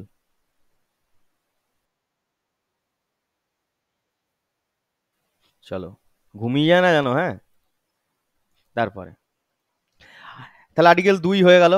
এবারে আমরা যেটা পড়বো সেটা হচ্ছে আর্টিকেল 3। তাও আমি অনেক গ্যাপ গ্যাপ দিয়েই পড়াচ্ছি, এবং দুটো তিনটে একসাথে নিয়ে পড়াচ্ছি। আর্টিকেল 3 তো একটু আগেই বলে দিলাম। কি বললাম? যে ইন্ডিয়ার মধ্যে যদি কোনো স্টেট থাকে তাকে ভাঙে আমি দুটুকরো করে দিলাম, এদিকে বিহার এদিকে ঝাড়খণ্ড, তাই না? সেটা বলছে কি আর্টিকেল 3-এর আন্ডারে পড়বে। আর যদি বাইরে কোনো স্টেট থাকতো তাকে যদি ইন্ডিয়ার মধ্যে আনতাম, সেটা হচ্ছে আর্টিকেল 2-এর আন্ডারে পড়বে। এটুকু তোরা বুঝতে পেরে গেছিস। কিন্তু এই আর্টিকেল 3-এর না একটা প্রসিডিওর আছে। কি আছে? আর্টিকেল 3-এর একটা প্রসিডিওর আছে। কিরকম দাদা, কি গল্প বলতে চাইছো? এখন গল্পগুলোই মেন। এই যে আর্টিকেল 3, অর্থাৎ আমি ইন্ডিয়ার মধ্যে কোনো স্টেটকে ভেঙে আমি দুটো ভাগ করব, বা এর সাথে সাথে শুধু শুধু এইটুকুই নয়, শুধু এইটুকুই নয়, যদি আমি নাম পরিবর্তন করি, যেমন ধর পশ্চিমবঙ্গের নাম নাকি মমতা ব্যানার্জি বদলে কি রাখতে চাইছিল, পশ্চিমবঙ্গের নাম কি রাখতে চাইছিল? বাংলা রাখতে চাইছিল। ওড়িশা, এখন ওড়িশার নাম কি? এটা নাকি? এটা উড়িষ্যা ছিল আগে, এখন ওড়িশা। এই যে নাম পরিবর্তন করে রাখা হয়েছে, এই সমস্ত কিছুই পরে কার আন্ডারে? আর্টিকেল 3-এর আন্ডারে। এবং এটা করে কে? এটা পার্লামেন্ট করে, পার্লামেন্ট করে। দাঁড়া, এখনই ঘোলাবে, দাঁড়া, এত সোজা নয়, এক্ষুনি ঘোলাতে শুরু করবে, দাঁড়া। তাই বলছি, এই যে নাম পরিবর্তন করা কোনো স্টেটের, কোনো স্টেটকে ভেঙে দুটুকরো করে দেওয়া, এই ব্যাপারগুলো আর্টিকেল 3 মধ্যে লেখা রয়েছে। বুঝলাম। করে কিভাবে বা প্রসিডিওরটা কি কি হয় জানো? প্রেসিডেন্ট অফ ইন্ডিয়া, কি বললাম? প্রেসিডেন্ট অফ ইন্ডিয়া, এ বলবে, কাকে বলবে? ধর, আমি, খুব ভালো করে বোঝ, আমি অন্ধ্রপ্রদেশ থেকে তেলেঙ্গানাকে আলাদা করতে চাইছি। বোঝ, 2014 সালে এরকম ব্যাপার, আমি আলাদা করতে চাইছি। তো প্রেসিডেন্ট অন্ধ্রপ্রদেশের যে জেনারেল অ্যাসেম্বলি রয়েছে বা স্টেট লেজিসলেটিভ অ্যাসেম্বলি রয়েছে, তাদেরকে লিখে পাঠাবে যে আমরা এরকম, হ্যাঁ, আমরা এরকম আর কি, আমরা চাইছি বা আমি চাইছি যে তোমরা একটা ডিসিশন নাও যে অন্ধ্রপ্রদেশ থেকে ভেঙে আমরা একটা তেলেঙ্গানা রাজ্য বার করার জন্য চেষ্টা করছি। তো তোমরা এই অন্ধ্রপ্রদেশ ইয়েকে বলবে, স্টেট লেজিসলেটিভ অ্যাসেম্বলি অর্থাৎ বিধান পরিষদ বা বিধানসভা, যাই যেটাই আর কি ওই দেশে ওই রাজ্যে রয়েছে আর কি, তাদেরকে কি করবে, রিকোয়েস্ট করবে এবং একটা টাইম বেঁধে দেবে। তার থেকেও বড় কথা কি, একটা টাইম বেঁধে দেবে, বলবে যে ওই টাইমের মধ্যে কিন্তু আমার রিপ্লাই চাই, তোমাদের কি মতামত। ঠিক আছে? এবার ধর, অন্ধ্রপ্রদেশ, কেউ তো আর চায় না যে হুট করে ভেঙে বের করে দেবে। অন্ধ্রপ্রদেশ বললে নো, আমরা ইন্টারেস্টেড নই। প্রেসিডেন্ট বলবে তাতে আমার ছেঁড়া গেল। কি বলবে? তাতে আমার গেল। ঠিক আছে? প্রেসিডেন্টের কাছে ওই স্টেটের লেজিসলেটিভ যে অ্যাসেম্বলি রয়েছে বা স্টেট লেজিসলেটিভ কাউন্সিল রয়েছে, তাদের যে ডিসিশন, সেটা কিন্তু প্রেসিডেন্টের কাছে বাইন্ডিং নয়, নট বাইন্ডিং। অর্থাৎ আমি সুপ্রিয়াকে বললাম কাল থেকে তুই পড়াশোনা করবি, সুপ্রিয়া বলল তো, ওসব অনেক মাস্টারমশাইয়ের কাছেই পড়েছি, তোমার কথাটা আমার বয়ে গেল, বলতেই পারে নাকি রে সুপ্রিয়া? তখন আমি, না না, তখন আমি সুপ্রিয়াকে কি বলবো, যে দেখ, আমার কাজ তোকে ইনফর্ম করা, আমি তোকে করে দিয়েছি, তোর উত্তরের অপেক্ষায় আমি বসে নেই। তুই হ্যাঁ বললি না বললি আমার তাতে কিছু যায় আসে না, আমি পড়াটা ধরবো, হ্যাঁ কি না? আর না পারলে ওই রাস্তায় কান ধরে উঠবোস করাবো। এটা হচ্ছে ফাইনাল। তাহলে এই একই গল্পটা প্রেসিডেন্টের কাছেও সত্যি। প্রেসিডেন্টও যে স্টেটকে ভেঙে আরেকটা স্টেট হতে চলেছে, বা দুটো স্টেটকে জুড়ে নিয়ে একটা স্টেট গঠিত হতে চলেছে, এরকমও হতে পারে, একই ব্যাপার। একটা স্টেটকে ভেঙে দুটো টুকরো করে দিলাম, দুটো স্টেটকে ভেঙে একসাথে করে দিলাম। তাহলে প্রেসিডেন্ট কি করবে? এগুলো সব হচ্ছে কি আর্টিকেল 2 এর আন্ডারে, আর্টিকেল 3 এর আন্ডারে, আর্টিকেল 3 এর আন্ডারে। দুটো স্টেটকে, একটা স্টেটকে ভেঙে দিয়ে দুটো করা, দুটো তিনটে স্টেটকে একসাথে নিয়ে এসে একটা তৈরি করে দেওয়া, এগুলো সবই হচ্ছে আর্টিকেল 3 এর আন্ডারে। তো প্রেসিডেন্ট প্রথমে ওই পার্টিকুলার স্টেট বা স্টেটসের, হ্যাঁ, এক গাদা স্টেট হোক, তিনটে স্টেট কি তাহলে জানাতে হবে, হ্যাঁ, বা দুটো স্টেট কি জানাতে হবে যে তোমাদেরকে একসাথে আমি জুড়তে চাইছি। তো এরকম আর কি প্রেসিডেন্ট লিখে পাঠাবে এবং একটা 6 মাস বা 7 মাস বা 10 দিন বেঁধে দিল একটা টাইম পিরিয়ড, যে তোমরা তোমাদের অভিব্যক্তি জানাও তোমাদের নিজেদের নেতাদের মধ্যে আলোচনা করে।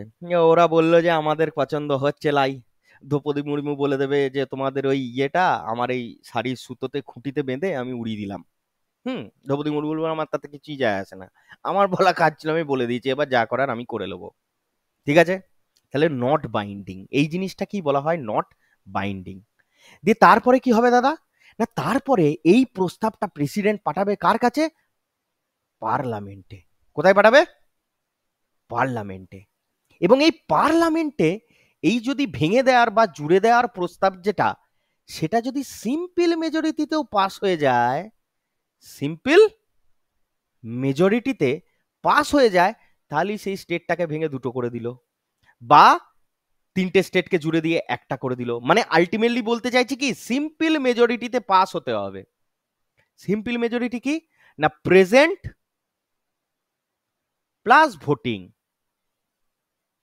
50% +1, অর্থাৎ ধর আজকে পার্লামেন্টে 200 জন মেম্বার রয়েছে, 200 জনের মধ্যে প্রেজেন্ট রয়েছে 200 জন এবং ভোট দিয়েছে 180 জন।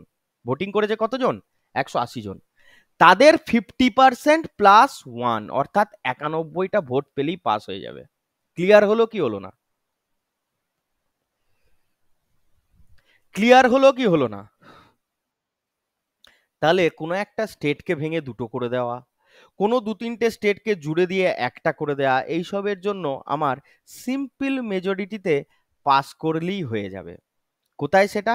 পার্লামেন্টে। এবং সিম্পল মেজরিটি, তোমাদেরকে না মেজরিটি বলে একটা ক্লাস করাবো, হ্যাঁ? এই মেজরিটি না বুঝলে তোমরা কনস্টিটিউশনাল অ্যামেন্ডমেন্ট বা অ্যামেন্ডমেন্ট কিছু বুঝতে পারবে না। এর একটা আলাদা টপিক বা আলাদা ক্লাস তোমাদেরকে করাবো, এটা আমাকে মনে করে দেবে তো, হ্যাঁ? মেজরিটি কি জিনিস, অনেক ধরনের মেজরিটি আছে, সেগুলো আমাকে বলবে, হ্যাঁ? একটা ক্লাস আমি তোমাদের আলাদা করে পলিটিক্যাল সায়েন্সে নেব। আচ্ছা দাদা, বুঝলাম।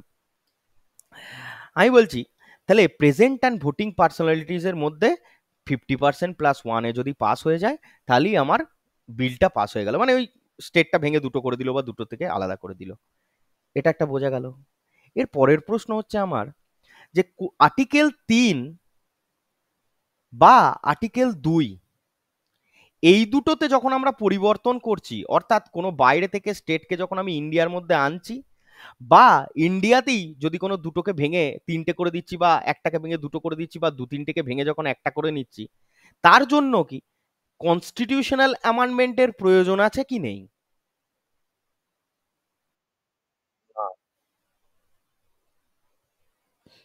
কনস্টিটিউশনাল অ্যামেন্ডমেন্টের কোনো প্রয়োজন নেই। কোথায় করেছি বল? স্টেট রেকগনিজেশন অ্যাক্ট 2014, এই অনুযায়ী অন্ধ্রপ্রদেশ আর তেলেঙ্গানা হয়েছে। এখানে কনস্টিটিউশনাল অ্যামেন্ডমেন্ট অ্যাক্ট কোথায় হয়েছে? এই কথাটাও লেখা আছে আর্টিকেল 3 বা 4-এ, কোথাও একটা লেখা আছে, একটু পড়ে দেখ, তোদের পিডিএফেও আছে, তোদের পিডিএফেও আছে। ঠিক আছে? কোনো একটা নতুন স্টেটকে গঠন করা, কোনো একটা দুটো স্টেটকে মিলে, এই যে অন্ধ্রপ্রদেশ তেলেঙ্গানা দেখিয়েছিলাম, by uniting 2 or more states, by uniting any territory to a part of any state, হ্যাঁ সেটাও বুঝিয়ে দিচ্ছি, আমি লেখাগুলো সবই বুঝিয়ে দিচ্ছি। May increase the area of the state, reduce the area of the state, change the name of the state, change the boundary of the state. এই সমস্ত জিনিসগুলো করার জন্য আমার কোনো কনস্টিটিউশনাল অ্যামেন্ডমেন্টের প্রয়োজন পড়ে না, কনস্টিটিউশনাল অ্যামেন্ডমেন্ট অ্যাক্টের প্রয়োজন পড়ে না। ঠিক আছে? কোথাও শুনেছিস যে এততম কনস্টিটিউশনাল অ্যামেন্ডমেন্ট অ্যাক্টের মধ্য দিয়ে বিহার আর উড়িষ্যাকে আলাদা করা হয়েছে? শুনেছিস? তাহলে এইগুলোর জন্য আমার কোনো কনস্টিটিউশনাল অ্যামেন্ডমেন্টের প্রয়োজন পড়ে না। যেমন উত্তরাখণ্ড থেকে উত্তরপ্রদেশ আলাদা করা হয়েছে, Punjab state by merging Patiala east Punjab states union, মানে পেপসু যেটাকে ছিল, সেগুলোকে ভেঙে জুড়ে নিয়ে যে পাঞ্জাব করেছিল। আবার পাঞ্জাবকে পরবর্তীকালে ভেঙে দিয়ে যে হরিয়ানা, হ্যাঁ, স্টেটটা বার করেছে, চণ্ডীগড়, সরি হরিয়ানা, হ্যাঁ। তো এই যে এইগুলো করেছে, এইগুলোর জন্য কি কোনো পার্টিকুলার আমার কনস্টিটিউশনাল অ্যামেন্ডমেন্টের দরকার পড়ে? পড়ে না। এগুলো, এগুলোর জন্য আলাদা আলাদা করে অ্যাক্ট পাস করা হয়। যেমন হচ্ছে কি না, state recognition act of Telangana বা অন্ধ্রপ্রদেশ, হ্যাঁ, সেরকম আর কি প্রত্যেকটা স্টেটের জন্য আলাদা আলাদা করে অ্যাক্ট পাস করে, এবং এই অ্যাক্টটা যেটা পাস করে সেটা পার্লামেন্টে পাস করে, সিম্পল মেজরিটিতে পাস করে। বোঝা গেল কি বোঝা গেল না? যেটুকুই বুঝলি আর কি, অল্পই বুঝলি, হ্যাঁ, তবু একটু মাথার মধ্যে রাখ আর কি, হ্যাঁ। আর্টিকেল 4 কি বলছে দাদা? না, আর্টিকেল 4, দেখো, আর্টিকেল আমি যে তোমাদেরকে বললাম যে কনস্টিটিউশনাল অ্যামেন্ডমেন্টের প্রয়োজন পড়ে না, ঠিক আছে, সেটা কোথায় লেখা আছে? If parliament is passing any law under article 2 or article 3, then this law shall automatically amend schedule 1 and schedule 4.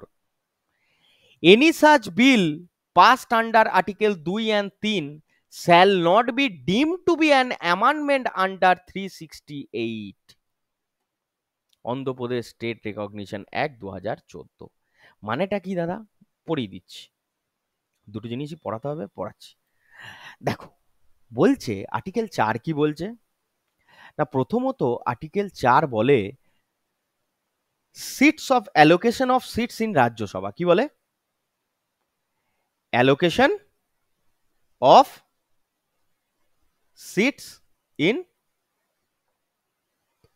Rajya Sabha মানে কি? মানে হচ্ছে আর্টিকেল 2, আর্টিকেল 3, এগুলো তো আমার নতুন নতুন স্টেট ফর্ম করছে। তো ফর্ম যে যখনই তৈরি হবে অলরেডি আমার ফার্স্ট শিডিউলে চলে যাবে। ফার্স্ট শিডিউলে চলে যাওয়া মানে নাম, যেটা হচ্ছে আর্টিকেল 1, 2 আমরা পড়লাম। ওখানে নেম, তার ডেজিগনেশন যেটা রয়েছে সেটা আমার চলে যায়, হ্যাঁ কি না? আচ্ছা, আমি কি আর্টিকেল 4, জাস্ট এ সেকেন্ড, একটু ভুল পড়িয়ে ফেলেছি, জাস্ট এ সেকেন্ড। এটা আর্টিকেল 4 নয়, এটা হচ্ছে ফোর্থ শিডিউল, সরি। কোথায় গেল রে? আর্টিকেল 4 নয়, এটা হচ্ছে ফোর্থ শিডিউল, সরি। এটা ধুর শালা, ফোর্থ শিডিউল। ফোর্থ শিডিউল কি বলে? Allocation seats in Rajya Sabha. কি বলছে না, দেখো, ফার্স্ট শিডিউলে যখন আমরা পড়লাম আর্টিকেল 1 সাবক্লজ 2, আমরা দেখতে পেলাম যে নতুন কোনো স্টেট বা যে কোনো স্টেট বা ইউনিয়ন টেরিটরিকে আমার অলরেডি 1 নম্বর আর্টিকেলের 2 নম্বর সাব পার্টের মধ্যে থাকতে হবে। তার সাথে সাথে আরেকটা জায়গাতেও তাকে এনরোল করা হয়, মানে এনরোলমেন্ট করা হয়, মানে নথিভুক্ত করা হয়। সেটা হচ্ছে কি না, আন্ডার ফোর্থ শিডিউলে। না, আন্ডার ফোর্থ শিডিউলে কি আছে না, রাজ্যসভাতে তার সিটের কথা বলা আছে। ধর, আমি বলে দিলাম অন্ধ্রপ্রদেশ থেকে ভেঙে তেলেঙ্গানা তৈরি করে দিয়েছি, এই ফার্স্ট শিডিউলের মধ্যে এখানে নিয়ে চলে এলাম, সবই ঠিক আছে। তেলেঙ্গানার হয়ে একটা রিপ্রেজেন্টেটিভ থাকতে হবে তো, যে তেলেঙ্গানার উন্নতির কথা, অবনতির কথা, তেলেঙ্গানার কি দরকার কি না দরকার, এই সমস্ত কথাবার্তাগুলো পার্লামেন্টে গিয়ে বলবে, বলবে কি বলবে না? এর জন্য একটা রাজ্যসভাতে সিট থাকতেই হবে। লোকসভাতে কেন না থাকলেও চলবে, না সেটা পরবর্তীকালে গিয়ে আমরা বুঝবো, কিন্তু রাজ্যসভাতে একটা সিট থাকতেই হবে। কেন না, রাজ্যসভা স্টেটগুলোকে রিপ্রেজেন্ট করে। রাজ্যসভার এখনো তো পড়িসনি, তাই এতটা বলছি না। স্টেটকে রিপ্রেজেন্ট করে রাজ্যসভা, স্টেটকে রিপ্রেজেন্ট করে। তাই রিপ্রেজেন্ট করার জন্য একটা না একটা মেম্বার তো আমার ওখান থেকে যেতেই হবে রে ভাই, এটুকু তো বুঝিস। আমি যদি বলি যে তোদের ব্যাচ থেকে কেউ এসে আমার কাছে একটা কথা বলে যা, তোদের কি প্রয়োজন আছে, তোদের মধ্যে থেকেই কাউকে না কাউকে আসতে হবে, না বাইরে থেকে কেউ একটা আসবে? তোদের মধ্যে থেকেই আসতে হবে। তো সেরকম তেলেঙ্গানারই কোনো না কোনো একটা মেম্বার রাজ্যসভার মধ্যে থাকতে হবে, তবে গিয়ে তারা বলবে সেই কথাটা, তাদের সুখ দুঃখের কথাটা বলতে পারবে, যে আমাদের 5,000 কোটি টাকা চাই, আমরা এই জিনিসগুলো করতে চাই, তাই না? তো সেই জন্য বলা হয় allocation of seats in Rajya Sabha, এটা হচ্ছে ফোর্থ শিডিউল। তো অলরেডি যখন কোনো নতুন স্টেটকে ফর্ম করা হয়, বা দুটো স্টেটকে মিলিয়ে যখন একটা করা হয়, একটা থেকে ভেঙে যখন দুটো করে দেয়া হয়, কয়েকটা জায়গায় অটোমেটিক্যালি অ্যামেন্ড হয়। যেটা হচ্ছে কোথায় না, ফার্স্ট শিডিউল এবং ফোর্থ শিডিউলে। মনে থাকবে কি মনে থাকবে না?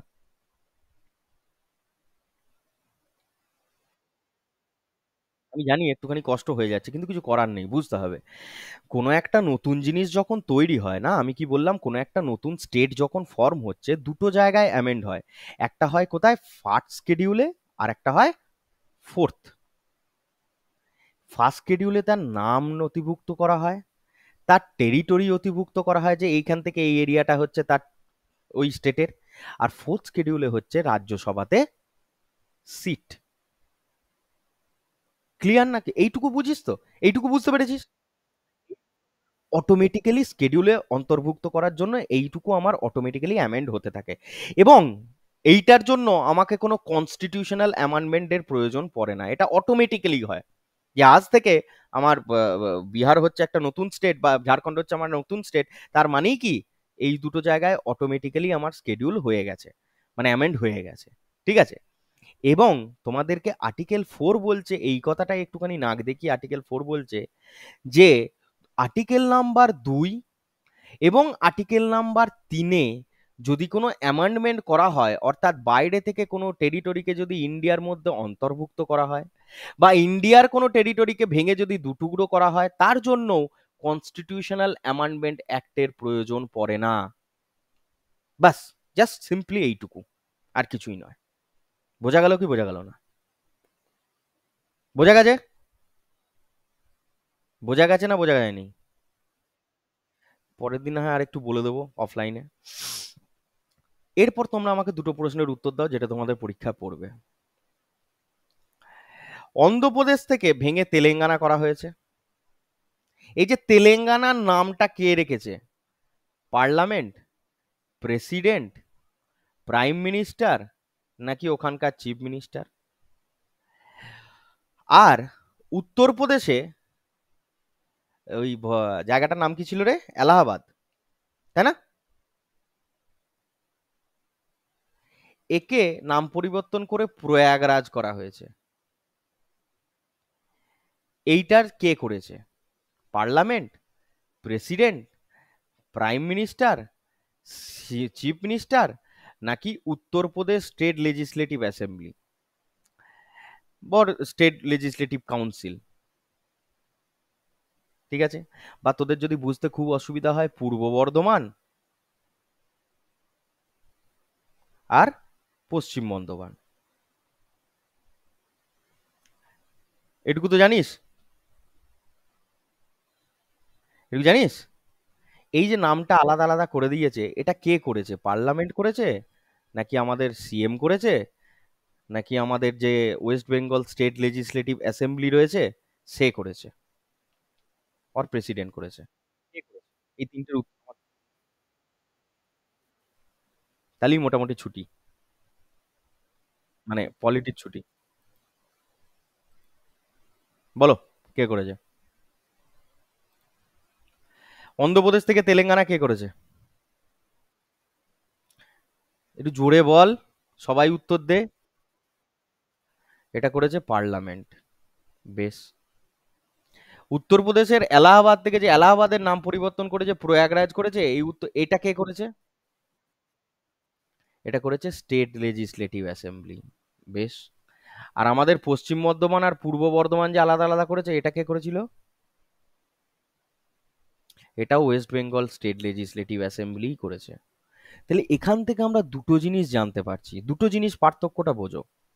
আর্টিকেল 2 আর আর্টিকেল 3, কান্ট্রি মানে কোনো একটা দেশের, আমাদের যে ভারতবর্ষের মধ্যে যখন কোনো পরিবর্তন হচ্ছে, ভারতবর্ষের যে অন্ধ্রপ্রদেশ বলে একটা স্টেট ছিল, একটা রাজ্যের যখন ব্যাপার থাকবে, তখন সেটা করবে কে? পার্লামেন্ট। কিন্তু তোমাদের এই পশ্চিম বর্ধমান, পূর্ব বর্ধমান, হ্যাঁ, তারপর এলাহাবাদের নাম পরিবর্তন করে প্রয়াগরাজ করে দেয়া, এই সব কাজকর্ম কোনো পার্লামেন্টে হবে না, মানে আমাদের ইউনিয়ন পার্লামেন্টে হবে না। এইটা হবে ওই স্টেটের পার্টিকুলার যে পার্লামেন্ট রয়েছে সেখানে, অর্থাৎ আমাদের যে ওয়েস্ট বেঙ্গলের যে বিধানসভা রয়েছে সেখানে। বোঝা গেল কি বোঝা গেল না? এটা আলাদা আর কি, এটা হচ্ছে ওদের থেকে একটু হলেও আলাদা। তার জন্য আবার ওয়েস্ট বেঙ্গল বিধানসভাতে বিল পাস করাতে হবে, সেটা আলাদা ব্যাপার। কিন্তু তার সাথে এই পার্লামেন্টের কোনো, মানে ইউনিয়ন পার্লামেন্টের কোনো সম্পর্ক নেই, এইটুকু যেন ভুলিয়ে ফেলো না। তাহলে তোমরা আজকে কতগুলো আর্টিকেল পড়লে? কতগুলো পড়লে? কি কি?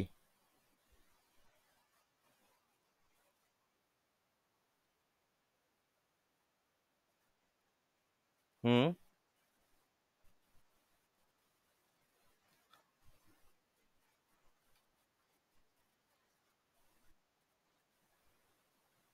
ঠিক আছে। গরম করে গেল রে। এ বোঝা গেল না, বোঝা গেল না? First part complete. Complete. Article, আর্টিকেলের যে তোদের 1 থেকে 4 পর্যন্ত আর কি, এটাই ছিল ফার্স্ট পার্টের অন্তর্ভুক্ত, এটা হচ্ছে কমপ্লিট হলো। তবে এখনো অনেক জিনিস বাকি আছে, মানে মেন মেন কয়েকটা টপিক আর কি তোদেরকে আরো পড়াতে হবে, সেটা আলাদা ব্যাপার। কিন্তু এইটা মোটামুটি কমপ্লিট। ঠিক আছে।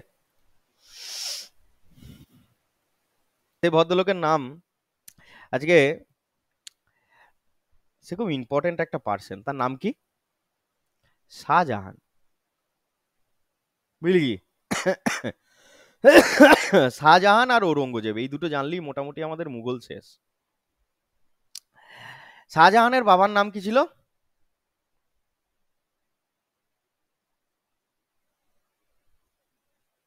ছি ছি ছি ছি ছি ছি। জাহাঙ্গীর? আকবর নয়? হ্যাঁ, আকবর নয়। ও, আকবরের পুত্র জাহাঙ্গীর, জাহাঙ্গীরের পুত্র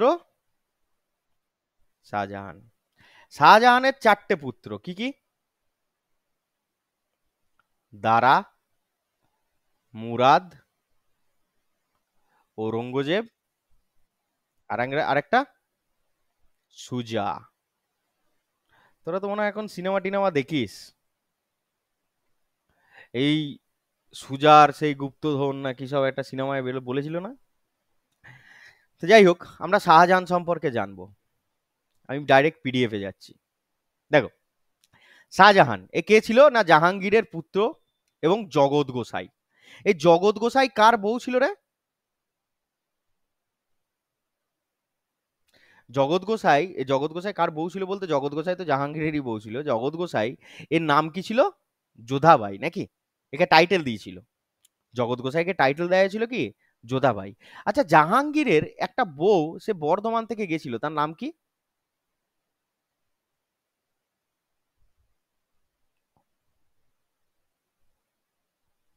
দেখ কিরকম পড়াশোনা করছিস, বুঝতে পারছিস?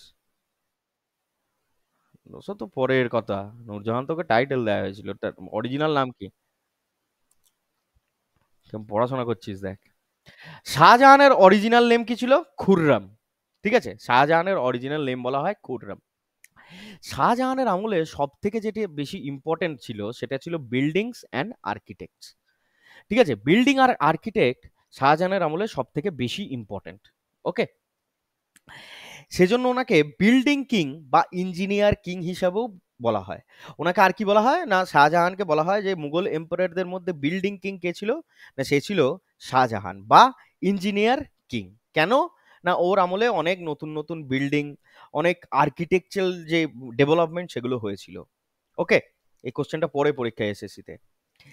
বিল্ডিংস ওর মধ্যে কি কি গুলো ইম্পর্টেন্ট সেগুলো আমাদেরকে একটু জানতে হবে। যেমন হচ্ছে কি রেড ফোর্ট, অর্থাৎ দিল্লিতে যে লাল কেলা রয়েছে সেটা হচ্ছে তার তৈরি। এরই মধ্যে আমাকে একটু অ্যাডিশনালি বলে দাও তো, ওল্ড ফোর্ট কার তৈরি? শেরশাহ সুরি। বাহ। আচ্ছা, শেরশাহ সুরি যে ওল্ড ফোর্ট বানিয়েছিল, এর ওল্ড ফোর্টের অরিজিনাল নাম কি?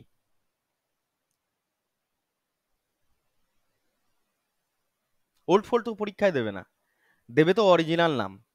সেটা কি?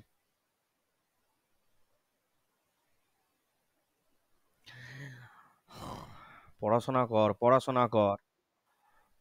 হ্যাঁ, পড়াশোনা কর। কুলায় কুহানা। আচ্ছা, জামা মসজিদ যেটা হচ্ছে দিল্লিতে, এটাও বানিয়েছিল কে? শাহজাহান। মতি মসজিদ আগ্রা, এটাও বানিয়েছিল কে? শাহজাহান। আর তোমাদের সবার প্রিয় Taj Mahal, the seven older of earth, এটাও বানিয়েছিল কে? শাহজাহান। এই তাজমহল কার উদ্দেশ্যে বানিয়েছিল না, তার বউ, মানে তিনি মারা গেছিলেন মুমতাজ মহল। তার নাম কি ছিল? মুমতাজ মহল। এই মুমতাজ মহল মারা যাওয়ার জন্য শাহজাহান কি বানায়? তাজমহল, যেটা হচ্ছে আগ্রাতে। এই তাজমহল বানাতে ছোটবেলা থেকেই পড়ে আসছো। হ্যাঁ, 1000 হাতি, 50 কে মানে 50 কে মানে 50,000 মানে 50,000 লেবার, 33 কোটি টাকা, এবং এর যে মেন আর্কিটেক্ট কে ছিল না, উস্তাদ ঈশা খাঁ এবং উস্তাদ আহমেদ লহরি। ঠিক আছে, এরা দুজন ছিল কি এর মেন আর্কিটেক্ট, যার মধ্যে ঈশা খাঁয়ের হাত কেটে নিয়েছিল এবং বলা হয় আহমেদ লহরিও হাত কেটে নিয়েছিল। এই দুজনারই হাত হাত কেটে নিয়েছিল আর কি শাহজাহান। ঠিক আছে, তো যাই হোক, এগুলো তোমরা জানো। এরপরে কি না, এরপরে উনি আরেকটা জিনিস জানিয়েছিলেন, যেটা হচ্ছে কি নাগিনা মসজিদ। Very very important. এই নাগিনা মসজিদটা 2022 সালে দিয়েছিল, কে বানিয়েছিল? ঠিক আছে, ডাব্লিউবিসিএস এ। নাগিনা মসজিদ। পিকক থ্রোন বা যেটাকে বলা হয় তাকতে তাউস, এটা হচ্ছে শাহজাহানের আমলের একটা ময়ূর সিংহাসন। এটা একটা মানে ওয়ান্ডার, হ্যাঁ, creature peacock throne. With the help of Bahlol Khan Lodi, এই বেহলোল খানের সাহায্যে, বা বিবাদাল খানও বলা হয়, বেহলোল খান তো নয় অরিজিনালি, বিবাদাল খান বলা হয়, এটাও পরীক্ষায় এসছে। উইথ দ্য হেল্প অফ বিবাদাল খান, এই পিপক থ্রোন বানিয়েছিল কে না, শাহজাহান। মানে কার আমলে বানানো হয় সেটা হচ্ছে শাহজাহান। মুসলমান বুর্জ বা মুসলিম বুর্জ, যেটা হচ্ছে আগ্রায় স্থিত, সেটাও কার বানানো? না এগুলো হচ্ছে সবই হচ্ছে শাহজাহানের আমলেই বানানো। তাহলে শাহজাহানের আমলের সব থেকে বেশি ইম্পর্টেন্ট কোনটা যেখান থেকে প্রশ্ন আসে, সেটা হচ্ছে বিল্ডিং আর আর্কিটেকচার সম্পর্কে। ঠিক আছে, রেড ফোর্ট, জামা মসজিদ, মতি মসজিদ অফ আগ্রা, দিল্লি, তারপরে আগ্রার তাজমহল, হ্যাঁ, নাগিনা মসজিদ, পিকক থ্রোন, মুসলমান বুর্জ, যেগুলো এগুলো সবই হচ্ছে তাকতে তাউস বা ময়ূর সিংহাসন, হ্যাঁ, পিকক থ্রোনেরই আলাদা আলাদা নাম, এগুলো সব হচ্ছে শাহজাহানের আমলেই তৈরি। এই পিকক থ্রোনকেই তুলে নিয়ে চলে গেছিল কে? 1739 সালে নাদির শাহ। 1739-এ যখন নাদির শাহ, হ্যাঁ, না আহমদ শাহ, নাদির শাহ, নাদির শাহই তো আক্রমণ করেছিল, হ্যাঁ নাদির শাহ, ওই ওকে এই তুলে নিয়ে চলে গেছিল। ঠিক আছে, তখন তখন আমাদের এই মুঘল এম্পায়ারের রুলার কে ছিল? মেহমুদ শাহ রঙ্গিলা। কি নাম ছিল? মেহমুদ শাহ রঙ্গিলা। পড়িয়েছিলাম আগের দিন মনে হয়, বলেছিলাম। মেহমুদ শাহ রঙ্গিলা ছিল তখন আমাদের মানে মুঘল এম্পায়ারের রুলার। এবার গল্পটা কিরকম হয়, শাহজাহান বেশ চলছিল, শাহজাহানের রুল ভালো চলছিল। শাহজাহানের 4 বেটার মধ্যে না একটা লিটিগেশন শুরু হয়, যে কে বাবা মরে যাওয়ার পর সিংহাসনটি পাবে। তার মধ্যে শাহজাহানের আবার 4টে বেটা, দারা, মুরাদ, ঔরঙ্গজেব আর শাহ সুজা। শাহ সুজা ছিল সব থেকে ছোট, দারা ছিল তার থেকে মানে সব থেকে বড়, ঔরঙ্গজেব ছিল 3 নম্বর সন্তান, আর তারপরে সেকেন্ড ছিল কে? মুরাদ। মানে প্রথম হচ্ছে দারা, তারপরে মুরাদ, তারপরে ঔরঙ্গজেব এবং তারপরে শাহ সুজা। এদের মধ্যে কি হয়, লিটিগেশন শুরু হয়। শাহজাহান চেয়েছিল তার মরে যাওয়ার পর দারা যেন সিংহাসনটা পায়, কারণ দারা খুব শিক্ষিত লোক ছিল প্রথমত, হ্যাঁ, এবং দ্বিতীয়ত হচ্ছে কি না, শাহজাহান মানে দারার মধ্যে সেই ক্যাপাবিলিটি ছিল অ্যাডমিনিস্ট্রেশনটা চালানোর মতো, যেটা শাহজাহান মনে করত। কিন্তু সবাই হিস্ট্রিতে জানিস যে শাহজাহান দারা শিখো পায়নি, পেয়েছিল কে? ঔরঙ্গজেব। কিভাবে পেল সেটা একটু আসছি। তার আগে তোমাদেরকে বলি, শাহজাহানের যে বায়োগ্রাফি সেটা লিখেছিল কে? ইনায়েত খান, এবং তার নাম কি? শাহানামা। ঠিক আছে, শাহানামা ইনায়েত খান লিখেছিল, যেটা হচ্ছে বায়োগ্রাফি অফ শাহজাহান। এবং পরবর্তীকালে তোমরা আরেকজনের নামও পাবে যে শাহনামা লিখেছিল। ঠিক আছে, সেটা পরে বলবো, এখন নয়। শাহজাহান মারা যাওয়ার পর যে টম্ব অফ শাহজাহান সেটা কোথায় আছে না, সেটা হচ্ছে আগ্রার তাজমহলের ভেতরেই আছে। একটা কুঠির আছে ওর বউ মমতাজ মহলের, আর একটা ওই পাশাপাশি আর কি, হ্যাঁ ওই আশেপাশেই আর কি, ওকেও পুঁতে দিয়েছে। হুম, tomb of Shahjahan. Shahjahan wish to give his emperor তো Dara Shikoh, but Aurangzeb wanted the crown. ব্যাস, এক ছেলে চাইছে তো আর এক ছেলে ঝামেলা করছে। এই সময় শুরু হবে কি ব্যাটেল, 1658 থেকে ব্যাটেল শুরু হবে। এবং 1658 থেকে মানে 58 থেকে 59, 58-59 এই এই দুটো বছরের মাথাতেই প্রায় 4টে ব্যাটেল আমরা দেখবো, আস্তে আস্তে দেখবো সেটা। হুম, কিন্তু শাহজাহানের কপাল খুব খারাপ ছিল। শাহজাহান যখন 1800 মানে 1658-তে ঔরঙ্গজেব যখন মালবা থেকে ব্যাক করবে না, মানে ঔরঙ্গজেব ছিল অরিজিনালি মালবাতে, এবং ও ছোটবেলা থেকে মিলিটারি অ্যাসোসিয়েটের মধ্যে মানুষ হয়েছিল। হুম, তাই ও লড়াই টড়াই করা সম্পর্কে একটু বেশি জানতো আর কি, মানে প্ল্যানিং করা বা এই ধরনের ব্যাপারগুলো। সেজন্য ওর কাছে হারানোটা কাউকে খুব একটা শক্ত কাজ বলে কিছু ছিল না। তো এই মতো অবস্থায় 1658 সাল থেকে 1666 সাল পর্যন্ত টিল হিজ ডেথ, আগ্রা ফোর্টে অ্যাজ এ প্রিজনার হিসাবে শাহজাহানকে বন্দি করে রেখেছিল। কে না, তার মেজো ছেলে আর কি, বলতে মেজো নয় সেজো ছেলে, যে হচ্ছে কে? ঔরঙ্গজেব। ঠিক আছে, বন্দি করে রেখেছিল, এবং দারা শিকোর গলাটা কেটে নিয়ে গিয়ে তার বাবাকে ভেঁট করেছিল, জানো এরকম অবস্থা। মানে গলা কেটে নিয়ে গিয়ে প্লেটে করে সাজিয়ে দেখিয়েছিল তার বাবাকে, যে এই দেখো তোমার ছেলের এই অবস্থা। তো ওয়ার অফ সাকসেশন গুলো তোমাদেরকে একটু জানতে হবে, যে ঔরঙ্গজেব কার কার সাথে লড়াই করে এবং কখন কখন লড়াই করে। ঔরঙ্গজেবের প্রথম লড়াই হচ্ছে 1658 সালে, যেটা হচ্ছে ওয়ার অফ বাহাদুরপুর। কার সাথে হয়? দারা শিকোর সাথে শাহ সুজার। এটা ঔরঙ্গজেবের নয়, মানে ঔরঙ্গজেব বলতে এখানে ঔরঙ্গজেব, দারা, মুরা, শাহ সুজা সবাই আর কি, যখনই এক ভাই মানে লড়াই করব বলছে, তখন সবাই আর কি একসাথে আর কি বলছে, এও বলছে আমার চাই, ও বলছে আমার চাই, এরকম করে আর কি লড়াই শুরু হয়। তো 1658 সালে ওয়ার অফ সাকসেশনের প্রথম লড়াই হয় বাহাদুরপুরে। ওয়ার অফ বাহাদুরপুর, যেটা লড়াই করেছিল কারা না দারা এবং শাহ সুজা। সেকেন্ড লড়াই হয় battle of Dharmat, very very important. Battle of Dharmat যেটা হচ্ছে কার সাথে না দারা শিকোর সাথে ঔরঙ্গজেব ভার্সেস মুরাদ, মানে দারা, মুরাদ এবং ঔরঙ্গজেব ত্রিশক্তির সাথে লড়াই হয়। তারপরে লড়াই হয় কার না 1658 সালে ওয়ার অফ সমূহগড়, যেটা হয়েছিল ওই তিনজনের সাথেই, দারা, ঔরঙ্গজেব এবং মুরাদ। শাহ সুজা তখন, মানে কি বলবো, এই যে 1658 সালে ব্যাটেল অফ খজুরা বা খজুরাহ যেটাকে বলে, ঔরঙ্গজেব এবং শাহ সুজার মধ্যে ব্যাটেল হয়, তারপর শাহ সুজা পালিয়ে বাংলায় চলে আসে।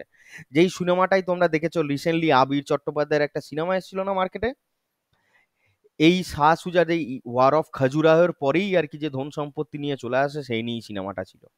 তো 1658 সালে ওয়ার অফ খাজুরা হয় ঔরঙ্গজেব এবং শাহ সুজার মধ্যে। আর 1659 সালে যেটা লাস্ট ব্যাটেল হয়, সেটা হচ্ছে কার না ব্যাটেল অফ দেবরয়, যেটা নেয়ার আজমেরের সাথে আজমেরের কাছে হয়েছিল। এটা হয়েছিল ঔরঙ্গজেব এবং দারা শিকোর মধ্যে, এবং এই লড়াই দারা শিকোকে হত্যা করে ঔরঙ্গজেব জয়লাভ করে, এবং দারা শিকোর গলাটি কেটে নিয়ে গিয়ে দেখিয়েছিল কাকে, তার বাপকে, মানে তাদের বাবাকে। বুঝতে পারছিস ঔরঙ্গজেব কিরকম ভালো লোক ছিল? এই চারটে মানে লড়াইয়ের কথা কিন্তু তোমাদেরকে জানতে হবে। ওকে, বেশ। এরপরে আমরা পড়বো কার সম্পর্কে না ঔরঙ্গজেব সম্পর্কে। দেখ এই নিয়ে না আমি বেশি গল্প বা বেশি ভাটাচ্ছি না, একদম ডাইরেক্ট, এর বাইরে কোশ্চেনও আসবে না ফালতু, ওই নিয়ে ঘাঁটিয়ে লাভ নেই, যেটুকু দরকার সেটুকু জান। ঔরঙ্গজেব আফটার ভিক্টরি, মানে ওর দুবার ক্রাউনেশন সেরিমনি হয়েছিল, ঠিক আছে, এটা মনে রাখতে হয়। আফটার ভিক্টরি, হ্যাঁ, দুবার ভিক্টরি লাভ করলো তো। তো after victory Aurangzeb was crowned at Delhi under the title of Alamgir. তাহলে আলমগীর টাইটেলটা কার ছিল? ঔরঙ্গজেবের ছিল, ঠিক আছে। He ruled for 50 years till his death 1707 in Ahmednagar. তাহলে ঔরঙ্গজেব কোথায় মারা গেছিল? আহমদনগরে। এবং 50 বছর রুল করেছিল প্রায়, এই যে 1658 থেকে 1707 অব্দি। দেখো মুঘল এম্পায়ারে দুজন 49 রুল করেছিল, একজন হচ্ছে আকবর আর একজন হচ্ছে কে ঔরঙ্গজেব, ঠিক আছে। ঔরঙ্গজেবও 49 ইয়ার্স, এও 49 ইয়ার্স এর মতো লড়াই করেছিল। ওকে, মানে লড়াই করেছিল বলছি, রাজত্ব করেছিল। He had a wife called Dilras Banu Begum. এই দিলরাজ বানো বেগমকে বলা হয় ইনি নাকি ইরানিয়ান উমেন ছিলেন, তো এনাকে আর কি খুব পছন্দ হয়েছিল, সেজন্য আর কি বিয়ে করেছিল। এবং দিলরাজ বানোকে যেটা টাইটেল দিয়েছিল কি, মানে টাইটেল দিয়েছিল কি না রুবিয়া দুরানি। তাহলে দিলরাজ বানোকে টাইটেল দেওয়া হয়েছিল রুবিয়া দুরানির, কে দিয়েছিল? ঔরঙ্গজেব। এবং দিলরাজ বানো ছিল একজন ইরানিয়ান উমেন। ওকে, আর ঔরঙ্গজেবের কি বললাম আমি, দুবার ক্রাউনেশন সেরেমনি হয়েছিল। হুম, একবার হয়েছিল যখন সে তার বাবাকে আগ্রা ফোর্টে বন্দি রেখেছিল, যেটা হচ্ছে 1658 সালে, after putting Shahjahan in Agra fort. আর দ্বিতীয়বার হচ্ছে 1659 সালে, যখন সে দারা শিকোকে হত্যা করে, দারা শিকোর যে মানে নিথর দেহ বা নিথর যে বডিটার, ওটা কি বলে রে, শির, নিথর শিরকে নিয়ে গিয়ে যখন তার বাবাকে দেখিয়েছিল, তখন দুবার ক্রাউনেশন সেরিমনি হয়েছিল। ঔরঙ্গজেবকে, ঔরঙ্গজেব দেখো এগুলো পরে আসছি, ঔরঙ্গজেবকে না লোকে খুব পছন্দ করতো, এই জন্য ঔরঙ্গজেবকে দুটো টাইটেল লোকে দিয়েছিল, একটা হচ্ছে কি জিন্দাপীর এবং আরেকটা হচ্ছে শহরি পরবশ। হ্যাঁ, সেহেরি দরবেশ, সরি, সেহেরি দরবেশ আর জিন্দাপীর। এবং ঔরঙ্গজেব নিজেকে একটা টাইটেল দিয়েছিল, যেটা আমরা একটু আগে পড়লাম, যেটা হচ্ছে কি আলমগীর। তাহলে তিনটে টাইটেল, একটা হচ্ছে আলমগীর, একটা হচ্ছে কি জিন্দাপীর, আর একটা হচ্ছে এটা কি শেরি দরবেশ। এই তিনটে টাইটেল ছিল কার? ঔরঙ্গজেবের। এবং ঔরঙ্গজেব তার 49 বছর রাজত্বের প্রথম 25 বছর ভীষণ ক্রুয়েল ছিল। এই 25 বছরের মাথায় তিনি কি কি করেন, ঝারোকা দর্শন, মানে বিভিন্ন হিন্দু ফেস্টিভ্যাল থেকে শুরু করে সব বন্ধ করে দিয়েছিল। যেমন হচ্ছে কি ঝারোকা দর্শন ফর লেডিস, যেটা হচ্ছে 1659 সালে তিনি বন্ধ করে দেন। হুম, মেয়েরা ঝারোকা দর্শন করতে পারবে না।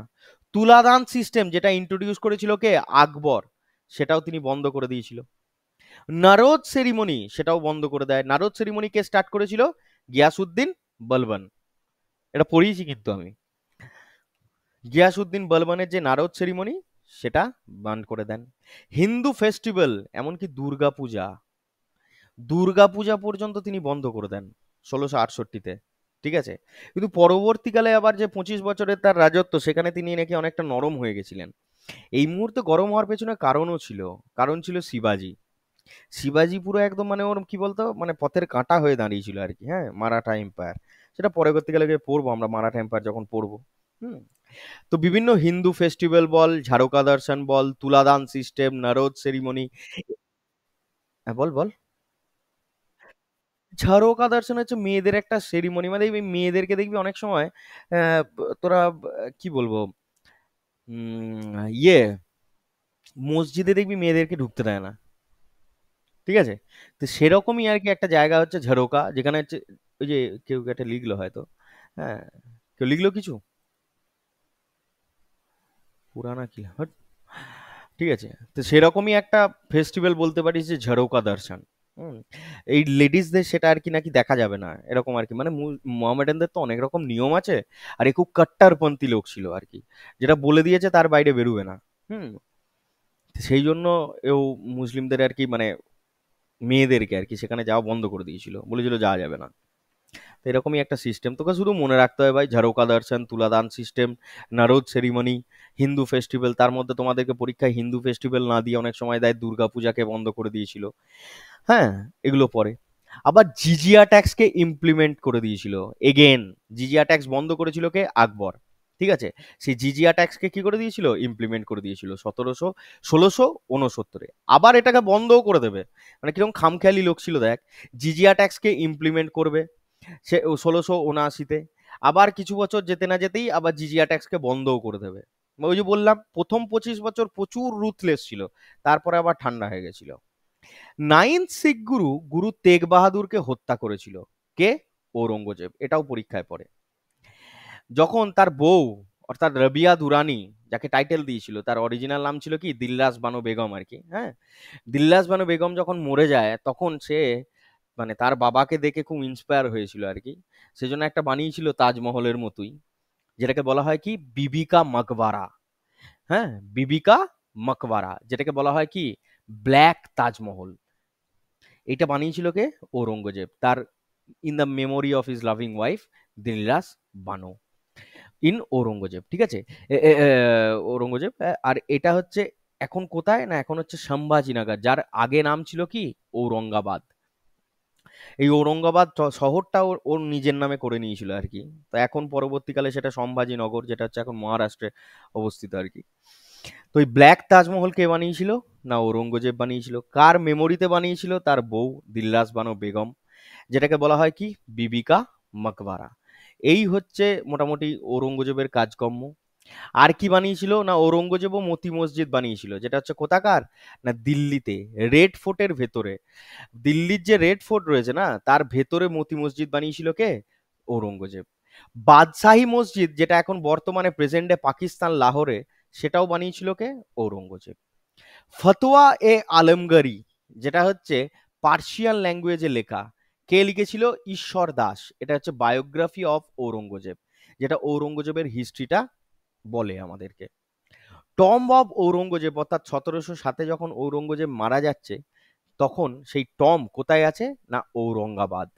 হ্যাঁ, সেটা হচ্ছে এখন হচ্ছে কোথায় সম্ভাজিনগর, একটু আগেই পড়লাম। এই ঔরঙ্গাবাদেই ওর ব্ল্যাক মহল মানে ব্ল্যাক তাজমহল মানে বিবিকা মকবরাও আছে, মানে ওর বইয়ের টম্ব আছে, আবার ওর টম্ব আছে। ক্লিয়ার? এই কটা পয়েন্টই মোটামুটি জানলে তোমাদের ঔরঙ্গজেব সম্পর্কে হয়ে যাবে, এর থেকে বেশি আর কিছু জানার দরকার নাই। ক্লিয়ার হলো কি ক্লিয়ার হলো না? জাস্ট গল্প বলার মতো বলে দিলাম, রিডিং পড়ে দিলাম, এর থেকে বেশি না জানলেও চলবে আর কি। আর বাকিটা অফলাইনে বলে দেবো যদি কিছু ইম্পর্টেন্ট থাকে। এবার কিছু ইম্পর্টেন্ট পয়েন্টস যেগুলো থেকে কোশ্চেন আসে মুঘলদের, সেটা জানতে হবে। অরিজিনাল নেম অফ মুমতাজ মহল, সেটা ছিল কি আরজুমান্দ বানো। এই মুমতাজ মহলটাকে, যে হচ্ছে শাহজাহানের বউ, যার ইন দ্য মেমোরিতে আর কি আমরা তাজমহল দেখতে পাই, ওর অরিজিনাল নাম ছিল কি আরজুমান্দ বানো। দারা শিখো গীতাকে ফার্সি ল্যাঙ্গুয়েজে ট্রান্সলেট করেছিল এবং উপনিষদকে উর্দু ল্যাঙ্গুয়েজে ট্রান্সলেট করেছিল। এর নাম দিয়েছিল কি সির ই আকবর। এগুলো ভেরি ভেরি ইম্পর্টেন্ট পয়েন্ট। হ্যাঁ, এগুলো থেকে কোশ্চেন আসেই। ডাব্লিউবিসিএস তো একদম উঠে পড়ে লাগে। দারা শিখো গীতাকে ফার্সি ল্যাঙ্গুয়েজে ট্রান্সলেট করেছিল এবং উপনিষদকে উর্দু ভাষায় ট্রান্সলেট করেছিল, এবং নাম দিয়েছিল কি, সির ই আকবর। এবং গোটা উপনিষদকে নয়, 50টা মতো শ্লোক না এরকম কিছু একটা করেছিল, গোটাটাকে নয়, 50% করতে পেরেছিল, তারপরেই মেরে দিয়েছিল ওকে Aurangzeb. Badauni the historian told about Akbar that Akbar is the enemy of Islam. তোমাদের পরীক্ষায় এসএসসিতে 2022 সালে একটা কোশ্চেন এসেছিল, থার্ড শিফটে সম্ভাব্য, এমটিএস এর, Akbar is the enemy of Islam, who said so? সেটা হচ্ছে কে?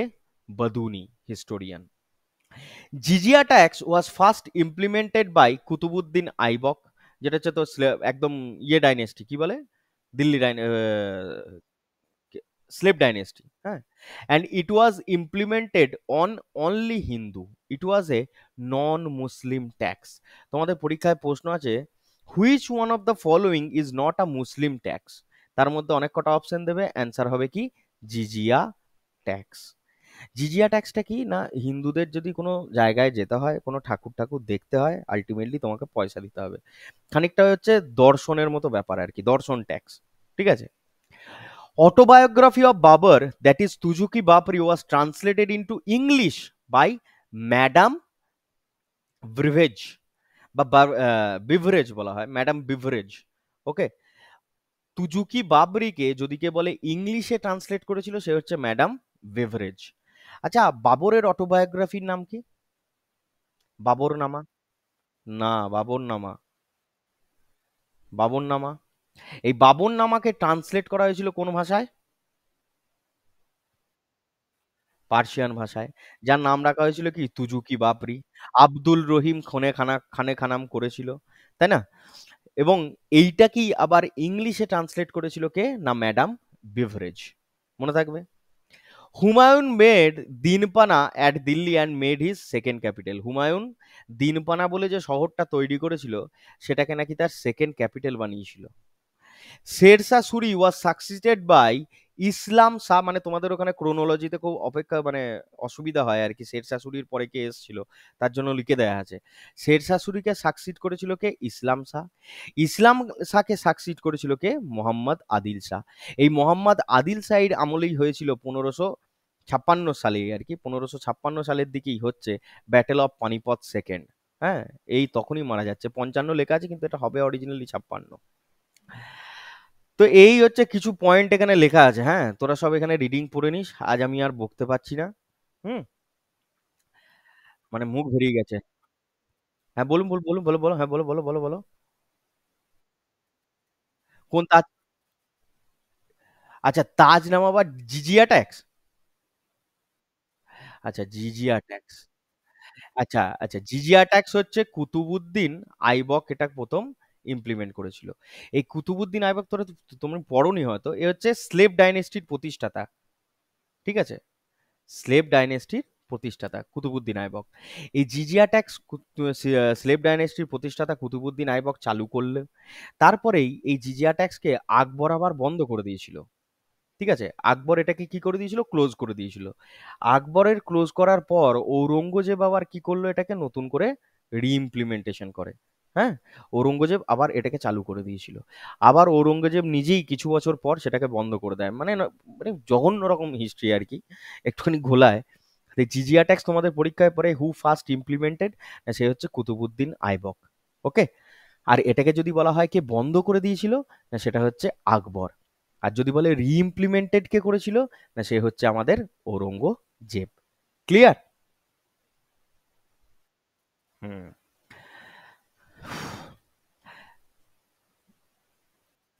আজকের মতো এটুকুই, আবার নেক্সট দিন মানে ক্লাস হবে আর কি তোমাদের, হ্যাঁ।